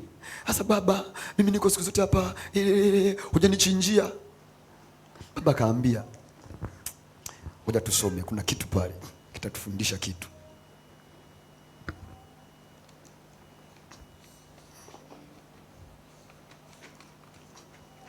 Soma 29 hadi 31. Akamjibu baba yake akasema, tazama mimi nimekutumikia miaka mingapi hii, wala sijakosa amri yako wakati wowote. Sikiza nikwambie. Nimetaka kuonyesha maandiko. Sikia, uwezo kani mtakatifu sana, ila kama hauwazi. Sikiliza, huu mfano alisema Yesu mwenyewe. Baba, nimekuwa pamoja nawe siku zote, nimekutumikia na sijakosa neno lolote mbele zako. Sikiliza, hata kama sisi hata tumtumikie Mungu vipi, kama hatuwazi, Mungu hana time na sisi. Huyu jamaa alikuwa anamtumikia baba yake. Sawa? Na huu mfano kuna fananisha mtu na Mungu. Kwa wengine Mungu anatupa picha tunavyokuwa mbele zake. Haijalishi unatumika vipi mbele za Bwana. Yes. Ila kama kichwa hakitumiki katika kuwaza pamoja na Bwana, nothing will happen. Ama baba, mimi niko nawe siku zote. Sawa, umeokoka uko na mimi siku zote. Baba, mimi nakutumikia wewe, sawa unatumikia mimi. Ila umeshakuja mbele zangu tukaanza pamoja. Asema tena sijai kukosa bro. Sikiza, sio swala la kufanya dhambi au kutofanya dhambi. Hapa swala dhambi alihusiki. Yes. Sawa? Mwana mpotevu alifanya dhambi, alikula kwa anasa na makahaba, akapoteza kila kitu. Ila alipowaza akapata solution, akarudi akatubu. Amen. Si ndio? Huyu mwana mwingine, mtoto wake mwingine yuko pale tu. Hana kosa, anatii kila kitu, lakini kichwani amepiga kufuri. Kufuri gani? Zile sisi zinafujika. Kuna zile kufuri ambazo zifujikigi. Sawa, huwezi kaifuja mpaka upate funguo yake. Sawa? Sasa yeye alipofunga ile kufuri akaenda baharini akatupa funguo. Kwa sababu hata babake alipomsemesha bado hakuwaza. Endea akasemaje? Akamjibu baba yake akasema, tazama mimi nimekutumikia miaka mingapi hii, wala sijakosa amri yako wakati wowote. Lakini hujanipa mimi mwanambuzi nisherekee na rafiki zangu. Lakini alipokuja huyu mwana wako aliyekula vitu vyako. Subiri kwanza hapo. Hajapewa mwanambuzi asherekee na rafiki zake. Ukisoma hiyo bali hakuna mahali popote alipoenda kuomba kwa baba kwamba naomba mbuzi nikasherekee na hakuwahi kuomba. Ile jamaa liliomba. Unajua, sikiza. Kosa la mwana mpotevu halikuwa kwenye kuomba mali. Ilikuwa kwenye kutapanya. Hiyo ndio kosa lilikuwa. Kosa lilikuwa kwenye kuomba. Ilikuwa ni haki ya kwake, asema nipe sehemu yangu. Ilikuwa ni sehemu yake ambayo baba yake angempa. Ilikuwa ni sehemu yake. Kosa lake alikuwa kwenye kuomba, kosa lake lilikuwa kwenye kutapanya, sema akatapanya mali kwa anasa pamoja na makahaba. Hapo ndio kosa lilipokuwa. Management ya pesa ile haikuwa sawa. Si ndio? Yes. Kwa hiyo jamaa yeye labda alijiona mtakatifu sana kwamba ni mimi niko na madam niko naye. Sikiliza. Hajaishi tutembea. Kuomba sio kosa. Yes. Sawa? Hakuna hata mahali pamoja alipoomba ale hiyo mbuzi na rafiki zake hapapo. Kwa nini? Hakuwaza kwamba anahitaji kula mbuzi na rafiki zake. Endelea. Lakini alipokuja huyu mwana wako aliyekula vitu vyako pamoja na makahaba. Mwambie mtaalamu, wasema alipokuja huyu mtaalamu wa kuwaza. Bingwa mawazo. Umemchinjia yeye ndama aliyenona. Yaani mawazo ukiwa mwazaji, kuna fursa zinakuja tu. Huzitafuti. Yes. Tunaelewana? Yeah. Kwani alienda kwa babake kuomba mbuzi, mwana kondoo. Sasa sikiliza. Akamchinjia kondoo, akamchinjia umemchinjia yeye ndama aliyenona. Ndama aliyenona. Sasa sikiliza, mtu ambaye hawazi hata mawazo yake yanakuwa inferior. Yes. Jamaa anaomba yeye, anasema hujanipa mwana mbuzi. Kati ya mbuzi na ndama yupo mwenye thamani? Ndama make wa ng'ombe, si ndio? Yes. Si ndio? Unajua mawazo yanakutengenezea mazingira hata yanokuzunguka. Watu wakikuona hawakuwazii mbuzi, wanakuwazia ng'ombe. Si ndio? Jamaa kaingia pale kaomba awe mtumwa, anaambia tulia kwanza, kuna ng'ombe kwa ajili yako. Jamaa yuko pale hawazi, anaambia wewe utakula mbuzi. Si ndio? Si ndio? Kwa nini? Kwa sababu sikia, nimekwambia hivi, aonavyo mtu nafsini mwake ndivyo alivyo. Ushanisoma? Amen. Kuna matukio kwenye maisha yanatokea tu. Yaani huyo force unajikuta tu yametokea. Sikiliza, kama akili yako inawaza kufanikiwa. Kuna mafanikio sio utaomba Mungu mpaka yatokee. Yatajikuta kuna fursa yametokana nazo. Amen. Si ndio? Kama kuna mambo unawaza, kuna vitu vitakuja vyenyewe bila kuvitafuta, vitajileta vyenyewe. Mtu atakuta nyumbani kwako, bana mimi na jambo langu 1 2 3. Vitakuta lenyewe, ulitafuti. Kwa sababu mawazo yamekaa upande huo. Amen. Si ndio? Sasa wewe kila siku unawaza udaku tu asubuhi mpaka jioni. Kiani unachoka unawaza ni nani, kila ni msanii gani amefanya kitu gani, nani ametoa sikiza nikwambie. Mambo ya mtandaoni achana nayo kabisa. Achana nayo kabisa. 99% ya mambo mtandaoni ni fake life. Ni fake life. Sawa? Yes. Angalia kidogo mambo mtandaoni ya mtumishi wa Mungu, angalia, sababu mtumishi wa Mungu wa kweli hawezi kudanganya. Atahubiri na kuondosha kile ambacho ni halisi. Ila wengine, kuna mtu mmoja ashaye kusema hivi kwamba kabla hajaposti picha mtandaoni, anapiga picha kama 100. Halafu anachunguza picha ipi kati ya zile 100 ni nzuri kuliko zote, ndo anaweka. Unaona ni maisha halisi? Sio maisha halisi. Sio maisha halisi. Ndio maana wakiugwaga wanaodigi mtaani, jamani mtuchangieni, anapisha bakuli. Wewe ulikuwa wapi? Sawa? Amen. Tunaelewana? Sasa unachojua ni yani, unakuta mtu ni mlokolida, anajua kila kitu kinachoendelea mjini, hamna ambacho akimpiti. Hamna. Huo muda unapata wapi? Sasa angalia. Akamwambia, mwanangu, wewe u pamoja nami siku zote, na vyote nilivyo navyo ni vyako, bali ilibidi kusherekea na kushangilia kwa kuwa huyu ndugu yako. Wewe uko nami siku zote, vyote nilivyo navyo ni vya kwako. Sasa angalia. Sawa, lile jamaa lilikosea, ila lilikula bata angalau basi. Si ndio? Kweli lilikosea, ila angalau lilikula bata, si ndio? Jamaa amekaa pale anafanya kazi mwanzo mwisho, hajakula bata hata kidogo. Japo vyote ni vya kwako, sema vyote nilivyo navyo ni vya kwako. Na sasa hapo anaongea Biblia. Biblia inasema sisi ni warithi pamoja na warithi baraka za Ibrahim pamoja na Kristo, ndio? Chochote cha Mungu ni cha kwetu. Sisi tunarithi, chochote cha Mungu ni cha kwetu, si ndio? Kwenye Petro anatuambia kwa kuwa uweza wake wa uungu umetukirimia vitu vyote vipasavyo uzima na utauwa, has given us all things, si ndio? Yes. All things, vitu vyote, si ndio? Vipasavyo uzima, life and godliness. Life make mambo ya maisha haya na mambo ya maisha ya kiroho ya kimungu, yote tumepewa. Amen. Si ndio?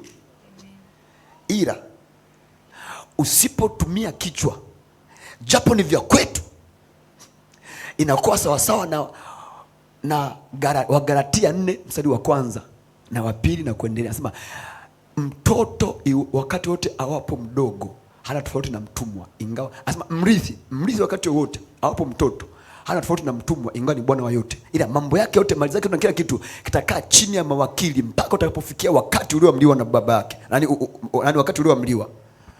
Tunaelewana? Yes. Utoto unaopimaje? Utoto unaopima hapa. Utoto unaopima hapa. Kuna lijitu lizile kani ya miaka 40, 50, 80, 60, ila likiongea nawaza. Sasa mbona unajua Biblia kuna watu wa ovyo.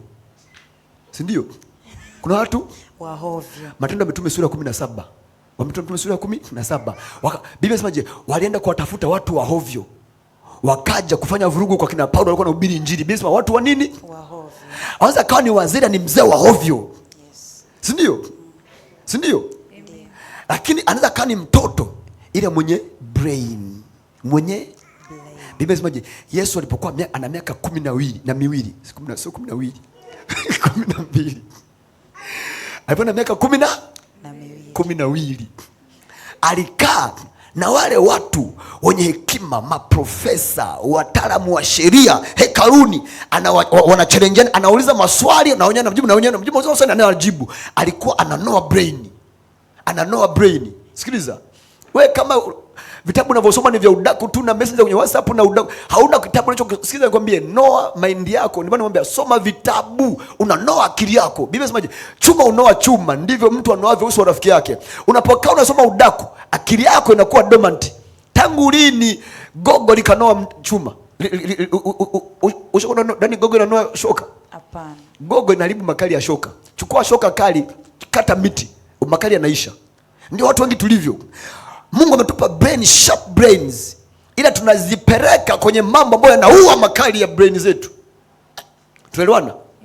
Ila ukikaa kwenye eneo fulani ukatafuta watu walio kuzidi, watu wanafanya vitu vikubwa, unapeleka na wewe unaenda hapo, unaingia momo. Kadri unavyofuatilia, wananoa akili yako, wananoa brain yako, wanakupa hamasa mpya, wanakufanya uwe na makali zaidi. Tunaelewana? Tunaelewana? Ndio maana lazima ujifunze kwa kutangulia, jifunze kwa kuzidi, wale upiga hatua, fuatilia kila siku, wasikilize kila siku, wasome kila siku, angalau meka kitu kipya kila siku, fuatilia, jifunze, fuatilia, wasikilize, wasome. Kila wanazidi kutengeneza, kukunoa. Anasema chuma hunoa chuma, ndivyo mtu anavyohusu rafiki yake. Tuelewana? Anasema tembea na wenye hekima na utakuwa mwenye hekima, ila anayetembea na wapumbavu atakuwa mpumbavu. Si ndio? Anasema bana, wewe tupote kila siku na vitu ndivyo ni vya kwako, ila kwa sababu hauwazi, haviwezi kuachiliwa kwako. Imagine ni vya kwako ila hauwezi kuvitumia. Yule jamaa yuko kwa baba yake, anasema vyote ndivyo navyo ni vya kwako, sababu yule jamaa ashachukua sehemu yake, si ndio? Yes. Kwa ana watoto wawili, mtoto wa kwanza sehemu yake amebeba, kwa vilivyobaki vyote ni vya mtoto aliyebaki, ila sababu akili yako haijui namna ya kuvitumia, basi ngoja anayejua namna kuvitumia, aliyepoteza mali yake, sehemu yake yote, aje apige na vya kwako. Ndivyo wanadamu wanavyofanya, wanakula vyao, wanakula na vya kwetu. Au unasoma kwenye Mithali kwamba nimeona jambo la kushangaza duniani, wafalme wanatembea kwa miguu na watumwa wamepanda farasi. Au unasoma kwenye Mithali kwamba kuna jambo la kushangaza na kushtusha duniani, watumwa wanatembea kwa miguu na wafalme wamepanda farasi. Haongelee miguu na magari haya. Kwa maana ni kwamba kuna lijitu limeshabeba mali yake, limetapanya na makahaba huko, limekaa limekula na nguruwe, then linarudi linabeba na vya kwetu. Kwa linachinjiwa mwana kondoo, na maana linachinjiwa ndama, sisi tunalilia mbuzi. Baba nipe mbuzi. Na hati mbuzi wataenda mkono wa kushoto siku za mwisho. Si ndio? Na kondoo mkono wa kuume. Sio Biblia inasema?